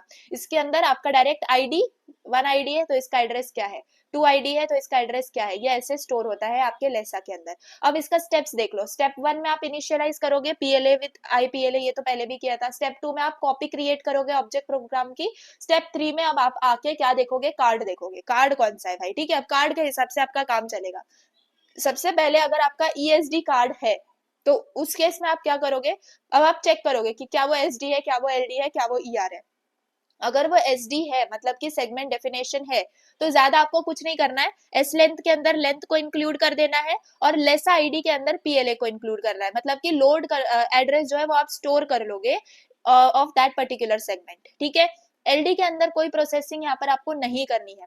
ईआर जो कि हम वहां पर इसके लिए कुछ नहीं कर रहे थे, इसी एक्सटर्नल रेफरेंस के अंदर आपको क्या करना है, आप सर्च करोगे जीएसटी सिंबल के लिए, अगर फाउंड तो भाई लेस आईडी जो है उसकी उसमें वैल्यू पुट कर दो, गेट वैल्यू, और इफ नॉट तो एरर क्या आपको रेज करना है, अनडिफाइंड एक्सटर्नल सिंबल, ठीक है। अब अगर टीएक्सटी है, देखो हम लोग टीएक्सटी के लिए कुछ नहीं कर रहे थे, अगर टीएक्सटी है कार्ड तो उसके लिए आप क्या करोगे, पहले तो टेक्स्ट कॉपी करोगे फ्रॉम कार्ड एंड रीलोकेट कर जाओगे कोर लोकेशन पे। मतलब कि जो एक्चुअल इंस्ट्रक्शन है वो आपको अब मेमोरी के अंदर ऐड करना है। तो बेसिकली जो डेस्टिनेशन एड्रेस है उसमें आपका आएगा पीएलए प्लस जो आपके टेक्स्ट कार्ड के अंदर एड्रेस था, ठीक है वो। That's it, that is your destination address, ठीक है। फिर है आपके पास आरएलडी। आरएलडी कार्ड अगर आपका है तो अब आप क्या करोगे, आप आरएलडी का यूज करोगे टू फिक्स और रीलोकेट एड्रेसेस। सबसे पहले आप लेस आईडी से वैल्यू लोगे, फिर एक्चुअल एड्रेस निकालोगे। तो एक्चुअल एड्रेस भी आप पीएलए प्लस एड्रेस से निकालते हो, लेकिन यहाँ जो एड्रेस होगा वो आरएलडी कार्ड का एड्रेस होगा, ठीक है। तो इससे आपको एक्चुअल एड्रेस मिलेगा। देखो डेस्टिनेशन और एक्चुअल एड्रेस में कंफ्यूज नहीं होना। एक्चुअल एड्रेस में आपका एड्रेस आरएलडी कार्ड का होता है और डेस्टिनेशन के अंदर एड्रेस आपका टीएक्सटी कार्ड का होता है, ठीक है। अब अगर आपका एक्चुअल एड्रेस आपको मिल गया है, अब आरएलडी के अंदर आपको पता है फ्लैग होता है, तो आपको पहले आप क्या करना है, चेक करना है फ्लैग को। अगर आपका प्लस है तो आपको वैल्यू को ऐड करना है एड्रेस के अंदर, और अगर माइनस है तो आपको उस वैल्यू को माइनस कर देना है एड्रेस से। आई होप यू अंडरस्टूड। अब अगर एंड कार्ड है तो आपको चेक करना है if execution start address specified, yes तो आपको पीएलए के अंदर स्पेसिफाइड एड्रेस को ऐड कर देना है, नो तो आपको डायरेक्ट पीएलए ही यहाँ पर रिटर्न कर देना है, ठीक है। So this is how you go, and PLA से आपको लास्ट में पीएलए प्लस एस लेंथ मिल जाएगा। और अगर एलडीटीईओएफ है मतलब कि आपका जो पास 2 है वो कंप्लीट हो गया है, अब आप जंप कर सकते हो ईएक्सए DDR यानी कि एक्सटर्नल एड्रेस पर, ठीक है। I hope you understood, all loading done till now, ठीक है। अब इसका आप प्रोग्राम ये फ्लो चार्ट देख सकते हो, ये पूरा का पूरा वही है जो अभी मैंने आपको पढ़ाया है, ठीक है। वापस से समझ लो। सबसे पहले आप पास 2 में आ गए हो, अब आप आईपीएलए को पीएलए के अंदर स्टोर करोगे, ठीक है। उसके बाद अब आप क्या करोगे, आईपीएलए जो है वो ईएक्सएडीआर के अंदर यानी डिफॉल्ट प्रोग्राम को आप स्टार्ट एड्रेस दे दोगे, ठीक है। डिफॉल्ट प्रोग्राम स्टार्ट एड्रेस आपका इसके अंदर स्टोर हो चुका है। अब आप एक एक करके प्रोग्राम को क्या करोगे, रीड करोगे और उनकी कॉपी बना लोगे। अब उसके बाद आप देखोगे हर एक टाइप ऑफ कार्ड, ठीक है। तो सबसे पहले अगर हम देख लें तो सबसे पहले यहाँ पर अगर आपका टीएक्सटी कार्ड है, अगर आपका टीएक्सटी कार्ड है तो कुछ नहीं करना है, आपको टेक्स्ट कॉपी करना है to this particular location, PLA plus address है ना। टीएक्सटी कार्ड के अंदर आपका जो भी इंस्ट्रक्शन है वो आप कहाँ पर स्टोर करोगे, पीएलए प्लस एड्रेस के अंदर। अगर आपका ईएसडी कार्ड है तो उसमें आप चेक करोगे भाई कि एसडी है, एलडी है या क्या है ना, या ईआर है। तो एसडी अगर है तो आप क्या करोगे, एस लेंथ के अंदर लेंथ को स्टोर कर लोगे, और जो भी आईडी है आप क्या करोगे, आईडी को भी पीएलए जो है वो आप आईडी के अंदर स्टोर कर लोगे, यानी लेस आईडी मेंटेन करोगे, ठीक है। सेगमेंट आईडी के साथ आप क्या चाहिए, आपको उसका लोड एड्रेस चाहिए। तो ये एसडी के अंदर आपके ये 2 स्टेप्स होंगे। एलडी के अंदर क्या होगा, एलडी के अंदर कुछ नहीं करना है, नथिंग टू डू, तो डायरेक्टली आप लास्ट में यहाँ पर चले जाओगे स्टॉप में। अब अगर ईआर है तो ईएसडी आपका ईआर भी हो सकता है, तो ईआर यहाँ पर डायरेक्टली सेपरेट करके दिखाया है। तो अगर ईआर है मतलब कि आप कुछ नहीं, सिंपली जेस्ट टेबल के अंदर उसको सर्च करोगे। GEST is your master table, master table के अंदर you will search that particular symbol, if it is there तो आप कुछ नहीं करोगे, लेस आईडी की जो वैल्यू है वो उसमें स्टोर कर दोगे, सेट कर दोगे। नहीं है तो एरर थ्रो कर दोगे, दैट्स इट, ठीक है। एरर कौन सा थ्रो करना है, अनडिफाइंड सिंबल वाला। तो ऐसे ही आपका एसडी, एलडी और ईआर दिख सकता है। अब आप चाहो तो यही ईआर आप यहाँ से भी करके दिखा सकते हो, यही ईआर आप यहाँ पे भी करके दिखा सकते हो, लाइक दिस, ठीक है। So this is how you गो। अब ये तो हो गया ईएसडी कार्ड का। फिर आपके पास आ जाता है चलो आरएलडी कार्ड। आरएलडी कार्ड यानी रीलोकेशन कार्ड। इसमें आप क्या करते हो, आरएलडी कार्ड के अंदर आप कुछ नहीं, वैल्यू लेते हो फ्रॉम लेसा, है ना, जो भी आपकी आईडी होगी लेसा टेबल में उसको लोगे, और जो टारगेट है, टारगेट के अंदर आप PLA plus let me see that, जो अभी हमने ऊपर देखा था आरएलडी, आरएलडी के अंदर आप क्या करते हो, एक्चुअल एड्रेस के अंदर पीएलए प्लस एड्रेस कर देते हो। So this you do over here. और फिर उसके बाद आप क्या करते हो, फ्लैग चेक करते हो कि वो पॉजिटिव है या नेगेटिव है। अगर पॉजिटिव है तो उसकी वैल्यू ऐड कर दोगे आप पीएलए प्लस एडीडीआर के अंदर, या फिर आप क्या कर दोगे, डायरेक्टली सब्ट्रैक्ट कर दोगे, ठीक है। तो ये हो गया आपका आरएलडी का काम। उसके बाद एंड के अंदर आ जाओगे। एंड कार्ड अगर है तो आप क्या चेक करोगे, if entry address is specified और नॉट। अगर एंट्री एड्रेस स्पेसिफाइड है तो फिर आपको क्या करना है, ईएक्सईडीआर के अंदर स्टोर कर लेना है पीएलए प्लस एंट्री एड्रेस को, नहीं तो पीएलए के अंदर आपको पीएलए प्लस एस लेंथ को स्टोर करना है, ठीक है। एंड एट लास्ट अगर एलडीटीईओएफ है तो आपको बस यहाँ पर स्टॉप कर देना है, ट्रांसफर कर देना है आपका एग्जीक्यूशन और location to EXEDR. So in simple words, pass 2 के अंदर आप लोड करते हो कोड को इनटू मेमोरी, और आप रीलोकेशन को फिक्स करते हो, लिंक करते हो एक्सटर्नल सिंबल्स को, एंड देन आप अपना प्रोग्राम स्टार्ट करते हो। सो this is how your flow chart for pass 2 looks like. So I hope pass 1 and pass 2 का जो फ्लो चार्ट है, that's really clear. Now let's move सी यहाँ पर ये दोनों का भी रोल लिखा है, ठीक है, role of two passes in direct linking loader. तो सबसे पहले असेंबलर है, यहाँ पर असेंबलर क्या क्रिएट करता है, ऑब्जेक्ट प्रोग्राम क्रिएट करता है आपका। ओके, उसके बाद क्या होता है, पास वन होता है, पास वन ऑफ लोडर। फिर आप यहाँ से कॉपी करते हो जो ऑब्जेक्ट प्रोग्राम, वो आप पास टू को देते हो, ठीक है। पास वन का भी आपका जो आउटपुट है वो पास टू के अंदर जा रहा होता है, जो भी आपकी जीएसटी है, ग्लोबल एक्सटर्नल सिंबल टेबल, वो सब कुछ। अब पास टू क्या करता है, ये पास टू आपकी ये जो जीएसटी है ना, इसको यूज करता है, ठीक है, ऑब्जेक्ट प्रोग्राम को यहाँ पर यूज करता है, इन दोनों के कॉपी को यूज करता है ताकि वो रिलोकेशन और लिंकिंग को जो है ना कर पाए सारे एड्रेसेस के अंदर। एंड एट लास्ट फाइनल आपका जो है ना प्रोग्राम लोड हो जाता है, एग्जीक्यूशन के लिए रेडी हो जाता है, ठीक है। सो ये एग्जैक्टली आपका है कि पास वन और पास टू यूज कहाँ होते हैं। ये है आपका डेटाबेस जो कि यूज होता है बाय लोडर, ठीक है, वही है जो अभी हमने ऊपर देखा, लेकिन इसके अंदर सारे डेटाबेसेस मेंशन्ड है। कैसे डेटाबेस, तो चलो असेंबलर आपका ऑब्जेक्ट प्रोग्राम बना रहा है, पास वन से आपको क्या क्या मिल रहा है, प्रिंटेड लोड मैप आपको मिल रहा है, पीएलए, आईपीएलए और जीएसटी आपको मिल रहा है। फिर ये सारी चीजें पास टू के अंदर जा रही है, कॉपी और आपका जो ऑब्जेक्ट प्रोग्राम की है वो भी इसमें जा रही है। उसके बाद पास टू का जो मेन डेटाबेस है वो है लेसा, ठीक है, जिसके अंदर आईडी डायरेक्टली आपके एड्रेस के साथ मैप होती है, ठीक है। तो ये आपका यहाँ पर आपका डेटाबेस है, एंड एट लास्ट फाइनल वो मेमोरी के अंदर आपका प्रोग्राम लोड होता है। तो ये अगर आपको क्वेश्चन डेटा बेसिस का है तो आपको ये ड्रॉ करना है, ठीक है। बाकी ये दोनों पासेस का डिफरेंस है, यहाँ पे कुछ भी नहीं है। I hope you understood it. Okay, now the last part is your self relocating programs. तो सेल्फ रीलोकेटिंग प्रोग्राम्स क्या है, तो इसको समझने के लिए देखो, सबसे पहले तीन टाइप के प्रोग्राम होते हैं, नॉन रिलोकेटेबल, रिलोकेटेबल और सेल्फ रिलोकेटेबल, जिसमें ये दोनों भी आपको पता है, हमने अभी पढ़े हैं। नॉन रिलोकेटेबल के अंदर क्या होता है, जो एड्रेस आपके प्रोग्राम के अंदर लिखा है, ठीक है, it can run only from that fixed address जहां पर भी उसको असेंबल कर दिया है। मतलब उसकी जो मतलब जो एड्रेस जैसे एब्सोल्यूट लोडर के अंदर यूज होता है, जो प्रोग्राम में एड्रेस लिख दिया वही आपका जो है वहां पर ही लोड होगा मेमोरी के अंदर, ठीक है। तो ये है वो non relocatable program, can execute only from the area starting from its translated origin. Fixed memory location होती है, आप इसको मूव नहीं कर सकते। अब रीलोकेटेबल प्रोग्राम के बारे में तो पूरे ही यूनिट में पढ़ा है। क्या होता है, आपका जो भी प्रोग्राम है उसके अंदर जो एड्रेस है, हो सकता है वो लोड होने के बाद मेमोरी में कहीं और हो जाए, तो रीलोकेशन आपका परफॉर्म हो जाता है। तो वो होते हैं रीलोकेटेबल प्रोग्राम, जो कि कहीं भी से भी रन कर सकते हैं फ्रॉम एनी मेमोरी लोकेशन, जो कि लोड टाइम पे डिसाइड हुआ है, ठीक है।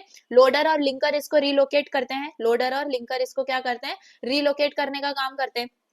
और ये कैसे आता है, ऑब्जेक्ट मॉड्यूल के फॉर्म में आपके पास आता है, comes as the object module. और ये रीलोकेशन बिट्स को भी तो यूज करता है, रीलोकेशन बिट्स को भी यूज करता है ताकि वो रीलोकेशन परफॉर्म कर पाए to find address dependent instructions. Okay, तो रीलोकेशन यहाँ पर कौन करता है, लोडर या एडिटर, आप बोल सकते हो, कोई प्रोग्राम खुद से नहीं करता। अब सेल्फ रीलोकेटिंग प्रोग्राम्स क्या है, ये दोनों तो मैंने सिर्फ आपको जस्ट याद करवाने के लिए यहाँ पे लिखे हैं, इंपॉर्टेंट है। सेल्फ रीलोकेटिंग प्रोग्राम क्या होता है, तो जो प्रोग्राम खुद से अपने आप को रन टाइम में रीलोकेट करवाता है, वो है आपका self relocating program. I repeat myself, the program which relocates itself at run time is your self relocating program, ठीक है। इसके अंदर कोई लिंकेज एडिटर नहीं होता है, ये जो है कहीं भी रन कर सकता है फ्रॉम एनी मेमोरी एड्रेस, ठीक है, बहुत ज्यादा फ्लेक्सिबल इंडिपेंडेंट होता है। और यस, ये स्पेशल इंस्ट्रक्शंस और टेक्निक्स को यूज करता है टू हैंडल द रीलोकेशन, ठीक है। तो यहाँ पर इनका डिफरेंस आपको पूछा जा सकता है, इसीलिए इन तीनों को मैंने यहाँ पे मेंशन किया है। एडवांटेज क्या है सेल्फ रिलोकेटिंग प्रोग्राम की, देखो इस पे बस शॉर्ट नोट आएगा, तो बस आपको यही याद रखना है।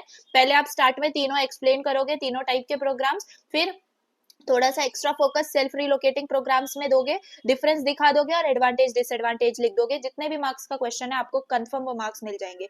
एडवांटेजेस की बात करें तो यहाँ पे कोई लिंकेज एडिटर नहीं होता, can execute from any memory location, more flexible independent होता है, ये तो मैंने अभी आपको बताया। डिसएडवांटेज के अंदर ये इसको स्पेशल प्रिपरेशन टेक्निक्स का जो है रिक्वायरमेंट है, तो इसके लिए स्पेशल हमें जो है टेक्निक्स को यहाँ पर यूज करना पड़ता है। More complex to create and still needs loader to place into the memory, तो मेमोरी में प्लेस करने के लिए तो लोडर का यूज होता ही है, ठीक है। Then at last see you have static and dynamic linking, इसका क्वेश्चन काफी बार आपको आता है। तो सबसे पहली बात की स्टैटिक लाइब्रेरीज क्या होती है, एक एक करके स्टैटिक और डायनेमिक को समझते हैं। स्टैटिक लाइब्रेरीज क्या होती हैं, ये एक सेट ऑफ, मतलब यार आप ऐसा बोल सकते हो कलेक्शन है फंक्शंस का, वेरिएबल्स का, रूटीन्स का एक कलेक्शन है। और इनको आप कहाँ पे कब रिजॉल्व करते हो, कंपाइल टाइम पे रिजॉल्व करते हो, एंड ये आपके फाइनल डॉट ईएक्सी के अंदर होती हैं, ठीक है। They are the part of your final dot EXE यानी ऑब्जेक्ट फाइल। नाउ यहाँ पर आपका जो है static called static build of the program, तो हमेशा ये आपके जो है प्रोग्राम जब आप लिखते हो तभी ये जो भी है ना ये क्रिएट हो जाता है। Like for example dot lib file होती है, डॉट लिब फाइल यानी कि जैसे आपकी मैथ हो गई, मैथ डॉट लिब है ना, मैथ डॉट लिब हो गई, या फिर कौन सी होती है ग्राफिक्स डॉट लिब भी आपकी फाइल होती है। तो ये जो है ये सब क्या है आपके स्टैटिक लाइब्रेरीज है, ठीक है। अब स्टैटिक लिंकिंग होती कैसे है, तो स्टेप वन आपका क्या है, आप राइट करते हो अपना जो भी सोर्स कोड है वो लिख रहे होते हो, कंपाइलर उसको कंपाइल करता है, फिर जो स्टैटिक लाइब्रेरीज हैं वो कंपाइल्ड कोड के साथ मर्ज करी जाती हैं, ठीक है, समझ में आ गई। और एक आपकी जो है ना बड़ी .exe file, large .exe file create होती है जिसके अंदर आपका सब स्टैटिक लाइब्रेरीज भी इंक्लूडेड है और आपका सोर्स कोड भी इंक्लूडेड है। तो all required library code is copied into the executable, बस आपको इतना याद रखना है, ठीक है। अब कैरेक्टरिस्टिक्स ये हैं कि सिर्फ जो referenced parts of library are included, मतलब आपने मैथ लिखा, मैथ लाइब्रेरी आपने लिखी और उसका लेट सपोज आपने एसक्यूआरटी फंक्शन ही यहाँ पर यूज किया है, तो सिंपल वो ही जो रेफरेंस्ड पार्ट है उस पर्टिकुलर लाइब्रेरी का वो ही इंक्लूड होता है। Library code becomes part of the executable, जो भी आपका पूरा इस मैथ लाइब्रेरी का कोड होगा वो पूरे आपके जो .exe फाइल है उसमें इंक्लूड हो जाएगा। लार्जर एग्जीक्यूटेबल हो जाता है उसका फाइल का साइज इंक्रीज हो जाता है .exe फाइल का, क्योंकि उसमें भाई आप जितनी लाइब्रेरीज इंक्लूड करोगे वो सारी लाइब्रेरीज का कोड आ जाएगा। No external dependencies are at run time, कोई रन टाइम वाला सीन ही नहीं है, कुछ डायनामिक लोडिंग हो ही नहीं रही है, ओके। सो ये इसका एग्जांपल डॉट लिब फाइल्स है, यही जो मैंने अभी आपको बताया। नाउ डीएलएल यानी कि dynamic link library, so obviously ये कैसे काम करेंगी, ये कलेक्शन है आपके स्मॉल रीयूजेबल प्रोग्राम्स का, collection of small reusable programs. ये क्या था, collection of routines, external functions and variables, ये है कलेक्शन ऑफ स्मॉल प्रोग्राम्स। इसको आप बुला सकते हो called by larger programs at run time, जो बड़े प्रोग्राम्स हैं वो इन स्मॉल प्रोग्राम्स को कॉल करते हैं at run time. Separate files with .dll extension, और यहाँ पे होता है .lib एक्सटेंशन, समझ में आ रही है बात, okay. Shared among multiple programs, अब ये काम कैसे करता है, सबसे पहली बात प्रोग्राम को फंक्शन चाहिए, ठीक है, प्रोग्राम नीड्स अ फंक्शन, तो फंक्शन जो है वो आपके डीएलएल फाइल के अंदर प्रेजेंट होना चाहिए। अब जो ये डीएलएल है उसको लोड करेगा जब भी आप उसको कॉल करोगे, once the function is call from DLL, तो डीएलएल क्या करेगा, उस प्रोग्राम को, उस फंक्शन को कॉल करेगा। डीएलएल तो मेमोरी में रहता है, it can be used by other programs too, ठीक है। सो जस्ट फंक्शन कॉलिंग वाला आपको यहाँ पर वर्किंग एक्सप्लेन कर देनी है। Characteristics not directly executable, directly आप सिर्फ उस फंक्शन को एग्जीक्यूट नहीं कर सकते, you need to call that function first, okay. Now do not receive messages directly, कोई भी इनपुट यहाँ पे डायरेक्टली आपको नहीं रिसीव होगा। Invoked when other modules a function, ठीक है, जो दूसरा फंक्शन अगर कॉल करेगा तभी ये लोड होगा। Can be upgraded without recompiling programs and smaller program का साइज होता है, DLL is not included in .exe fine. तो यहाँ पर ये देखो, ये जो है ये पूरा यूज ऑफ डीएलएल का डायग्राम है, आप इसको याद रख सकते हो।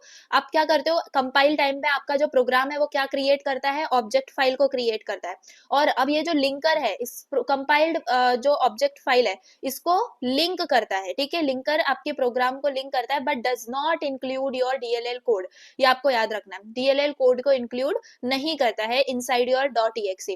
तो रन टाइम में क्या होता है, जब आपका प्रोग्राम मेमोरी के अंदर लोड हो रहा होता है और जब उसको कोई फंक्शन का नीड है, ठीक है, when it needs a function from DLL, तो जो डीएलएल है वो सेपरेटली आपके मेमोरी के अंदर लोड हो जाता है, देखो सेपरेटली आपके मेमोरी में लोड हो जाता है। अब ये आप इसको क्या बोलते हो, DLL heap, heap data structure आपको पता है। अब ये जो प्रोग्राम और डीएलएल है ये दोनों भी सेम स्टैक को क्या करते हैं, यूज करते हैं, सेम स्टैक शेयर करते हैं, so they can call each other, okay. अब मेमोरी लेआउट के अंदर आप देखो तो ये जो लेफ्ट साइड में है ये क्या है, आपका प्रोग्राम मेमोरी है जिसमें स्टैक है और उस प्रोग्राम का हीप आप इसको बोल सकते हो। राइट साइड में डीएलएल मेमोरी है और जो प्रोग्राम कॉल कर रहा है कभी किसी फंक्शन को, तो ये फ्लो कहाँ जा रहा है, आपके प्रोग्राम हीप से, देखो प्रोग्राम हीप से आपके डीएलएल में जा रहा है और डीएलएल को यूज कर रहा है ये, ठीक है। So this is how it goes. तो इन वन लाइन जो आपका प्रोग्राम है ये नॉर्मली रन करता है, but when it needs a DLL function तो ये टेम्पररीली डीएलएल मेमोरी में जाता है, यूज करता है और वापस से कंटिन्यू करने के लिए अपने एग्जीक्यूशन को आ जाता है, ठीक है। तो ये सिंपल इतना सा, आई होप यू अंडरस्टूड। ऐसा याद रख लो भाई कि कभी जब हम स्कूल टाइम में हम लोगों को हमारे क्लास का डस्टर गुम हो जाता था तो हम क्या करते थे, टेम्पररीली बार बार जाके दूसरा जो साइड वाला क्लास होता था उससे डस्टर मांग के लेके आते थे, फिर वापस वहीं पे देके आ जाते थे, है ना। तो हमें क्या करना पड़ता था, टेम्पररीली दूसरी मेमोरी में जाना है और उसको जो है यूज करके वापस से अपनी मेमोरी में आ जाना है, ठीक है। अब हमें डीएलएल की नीड क्यों है ये भी क्वेश्चन के अंदर आ सकता है। तो shared code and data, multiple multiple programs जो है वो सेम डीएलएल को यूज कर सकते हैं। ऐसा नहीं है कि एक प्रोग्राम का अलग डीएलएल है, नथिंग लाइक दैट। कोई डुप्लीकेट कोड करने वाली चीज नहीं है और मेमोरी एफिशिएंट है, ठीक है। इजीली आप इसको अपग्रेड कर सकते हो। यस, अपग्रेडेबल होती है आपकी DLL. Applications work without relinking, without recompiling, है ना, no need to rebuild the applications. OS का सपोर्ट अच्छा खासा इसको होता है। Resource sharing, font files are DLLs, .fonv files जो होती हैं वो आपकी क्या होती हैं, डीएलएल होती हैं, ठीक है, जो भी रिसोर्सेज वाली फाइल होती हैं that contain no code only fonts, any window program can use this fonts, ठीक है। मॉड्यूलर डेवलपमेंट के अंदर भी हम इसको यूज कर सकते हैं। अब मेमोरी यूजेज का भी क्वेश्चन आ सकता है आपके डीएलएल का, ठीक है। तो इसके अंदर याद रखो, जब भी कोई भी प्रोग्राम आपका डीएलएल यूज करता है तो जो मेमोरी है उसको कैसे डिवाइड करता है, प्रोग्राम स्टैक में डिवाइड करता है, हीप के अंदर, डीएलएल हीप और ऑब्जेक्ट, जो ऑब्जेक्ट फाइल है, कंपाइल्ड ऑब्जेक्ट फाइल हो। तो प्रोग्राम का स्टैक जो है डीएलएल इसको यूज करता है, प्रोग्राम स्टैक को क्यों यूज करता है, for function calls, okay. Program heap को यूज करता है so that DLL can also use the program heap if needed. फिर ये डीएलएल की हीप है जो कि सेपरेटली मेमोरी एरिया क्रिएट होता है जिसमें सिर्फ और सिर्फ डीएलएल का डेटा होता है, और ऑब्जेक्ट फाइल है जो कि ये आपका मेन प्रोग्राम कोड हो गया, ठीक है। तो यहाँ पर दोनों भी प्रोग्राम और डीएलएल ये क्या करते हैं, सेम मेमोरी को शेयर करते हैं, स्टैक हो या हीप हो, और जो डीएलएल है उसके पास उसकी खुद की स्पेस होती है, ठीक है। अब कंपाइल टाइम है और रन टाइम है। तो जो कंपाइल टाइम है इसके अंदर लिंकर सिर्फ और सिर्फ लिंक करता है टू रेफरेंस डीएलएल, ठीक है, reference of the DLL, not the DLL code guys, only DLL reference, ये याद रखो। और रन टाइम के अंदर डीएलएल लोड भी होता है और यूज भी होता है, ठीक है। अब ये कुछ इंपॉर्टेंट विंडोज डीएलएल्स हैं जो कि kernel 32.dll, font files dot FON, user 32.dll, GDI 32.dll। तो ये एग्जाम्पल के रूप में आप इनको याद रख सकते हो, otherwise it's not that mandatory कि ना इनको आप डिटेल में पढ़ो, ठीक है। So I hope you understood. DLL क्या है, प्रोग्राम मेमोरी को शेयर करते हैं, रन टाइम में लोड होते हैं, and provide system level and UI level functions to Windows programs, okay. Done done done. चलो, बाकी ये डीएलएल और ईएक्सी के बीच में डिफरेंस यहाँ पर आपको बताया गया है। यहाँ पर इसके पास सिर्फ कोड एंड डेटा होता है, यहाँ पर इसके पास सिर्फ एग्जीक्यूटेबल प्रोग्राम होता है, ठीक है। Linked by EXE at run time, ये इंडिपेंडेंटली रन करता है। डीएलएल इसका फुल फॉर्म एग्जीक्यूटेबल फाइल है। ये जो है शेयर्ड लाइब्रेरी है फॉर मल्टीपल प्रोग्राम्स, एंड ये सिंगल प्रोग्राम है, इसमें कोई मेन फंक्शन नहीं होता भाई, इसमें मेन फंक्शन एंट्री पॉइंट होता है। Loaded when needed, loaded when executed, shared across applications and separate instance पर run। वैसे static link libraries और dynamic link libraries के बीच में difference expected होता है। तो static link libraries में कोड कॉपी होता है at compile time, और यहाँ पर link होता है at run time। यहाँ पर it creates final executable during compilation, है ना, और यहाँ पर जो कोड है वो directly load होता है during execution। कोई compatible issues यहाँ नहीं होते हैं, यहाँ पर हो सकते हैं compatible issues। executable इसका larger होता है, आपको पता है क्यों larger होता है, और इसका स्मॉलर होता है, ठीक है। देन यहाँ पर लाइब्रेरी कोड होता है आपके EXE में, इसी वजह से ये लार्जर होता है, और यहाँ पर लाइब्रेरी कोड सेपरेट होता है। फास्टर एग्जीक्यूशन, इसका थोड़ा सा रन टाइम स्लाइड हो सकता है, ठीक है। देन नो एक्सटर्नल डिपेंडेंसीज, यहाँ पर डीएलएल का यूज होता है। हाई मेमोरी यूज, लो मेमोरी यूज, मस्ट रिकम्पाइल अगर आपका लाइब्रेरी भी चेंज हो जाता है तो, and just update the DLL file, .lib and .dll examples हैं, ठीक है। कब क्या यूज करना है वो भी सब यहाँ पर मैंने लिखा हुआ है, just you can include it अगर आपको ये क्वेश्चन, क्योंकि स्टैटिक और डायनामिक लिंकिंग का क्वेश्चन एग्जाम में आपका आता ही आता है, ठीक है। बाकी चलिए दैट्स ऑल, ये पूरा समरी टेबल है। Allocation, linking, relocation, loading, complexity हमने पढ़ा, कंपाइल गो पढ़ा, general loader, absolute loader, relocating loader, direct linking loader, इन सबको अच्छे से याद रखना गाइस। ये कुछ इंपॉर्टेंट फॉर्मूलाज हैं जो आपको याद होने चाहिए, जो कि मैंने यहाँ पर एक बार मेंशन कर दिए हैं, ठीक है। बाकी ये पूरे के पूरे टर्म्स हैं जो कि आप एट लास्ट जब जाओ तो इनको रीड करते जाना, इनका फुल फॉर्म एक बार पढ़ते जाना, ठीक है। That's all. I hope you understood this particular unit. देखो, मेरा बिल्कुल भी एम नहीं था कि मैं आपको भगाऊं, बहुत ज्यादा सिंपल वे में इन शॉर्ट मैंने आपको सब कुछ एक्सप्लेन कर दिया है, फ्रॉम द बेसिक थिंग कि क्या एग्जैक्ट लोडर होता है, क्या एग्जैक्ट लिंकर होता है। That's all. आई होप आपको समझ में आ गया। किसी भी पॉइंट पे कहीं पर भी आपको डाउट होगा तो पहले बात तो उसको एक बार रिवाइज करके देख लेना। क्यों? क्योंकि देखो ये जो है ना ऑपरेटिंग सिस्टम वाला आपका सब्जेक्ट है, ऑपरेटिंग सिस्टम में काफी चीजें हमारे ऊपर से जा सकती है, हमें समझ में नहीं आ सकती है, क्योंकि मैंने ट्राई किया है भाई एक एक वर्ड मैं आपको एक्सप्लेन करूं। अगर एक पर्टिकुलर लाइन में अगर मेरे पास ऑब्जेक्ट कोड एज इनपुट भी आ जा रहा है तो आई am just explaining you both कि ऑब्जेक्ट कोड क्या है, इनपुट क्या है। तो ये चीजें आपको समझ में आना इंपॉर्टेंट है, तभी जाके आपको कुछ ना कुछ ऑपरेटिंग सिस्टम की नॉलेज होती है, ठीक है। तो ऐसा मत समझो अगर कोई चीज आपको समझ में नहीं आई है मतलब, या मतलब आपको समझ में नहीं आ रहा है पूरा सब्जेक्ट, ऐसा नहीं है। एसपॉस है ही थोड़ा सा डिफिकल्ट सब्जेक्ट, लेकिन आपको इसको अच्छे से समझते हुए चलना है, ठीक है। सारे आपको मास्टर सोल्यूशंस में अपलोड कर दूंगी ऑन प्राइवेट टेलीग्राम चैनल, ये सारे नोट्स ऑलरेडी अपलोड हो चुके हैं। तो please first guys go and join the channel, आपको गूगल फॉर्म की लिंक मिल जाएगी डिस्क्रिप्शन के अंदर, गो फर्स्ट एंड ज्वाइन दैट। तो एंड सेम की प्रिपरेशन की फिर आपकी टेंशन खत्म हो जाएगी। नेक्स्ट चीज यहाँ पर आपको इसको बहुत अच्छे से समझ लेना है, लिंकर लोडर आप समझ लोगे, देन अगेन आपको मैं यही बोलूंगी कि आपको यूनिट वाइज चलना है। यूनिट 4 इसके बाद आपको देखना है 5 एंड 6, डोंट गो जम्बल्ड पे, ठीक है। रैंडम ऑर्डर में कोई आपको देखना नहीं है। नाउ आई होप आपको समझ में आ गया है।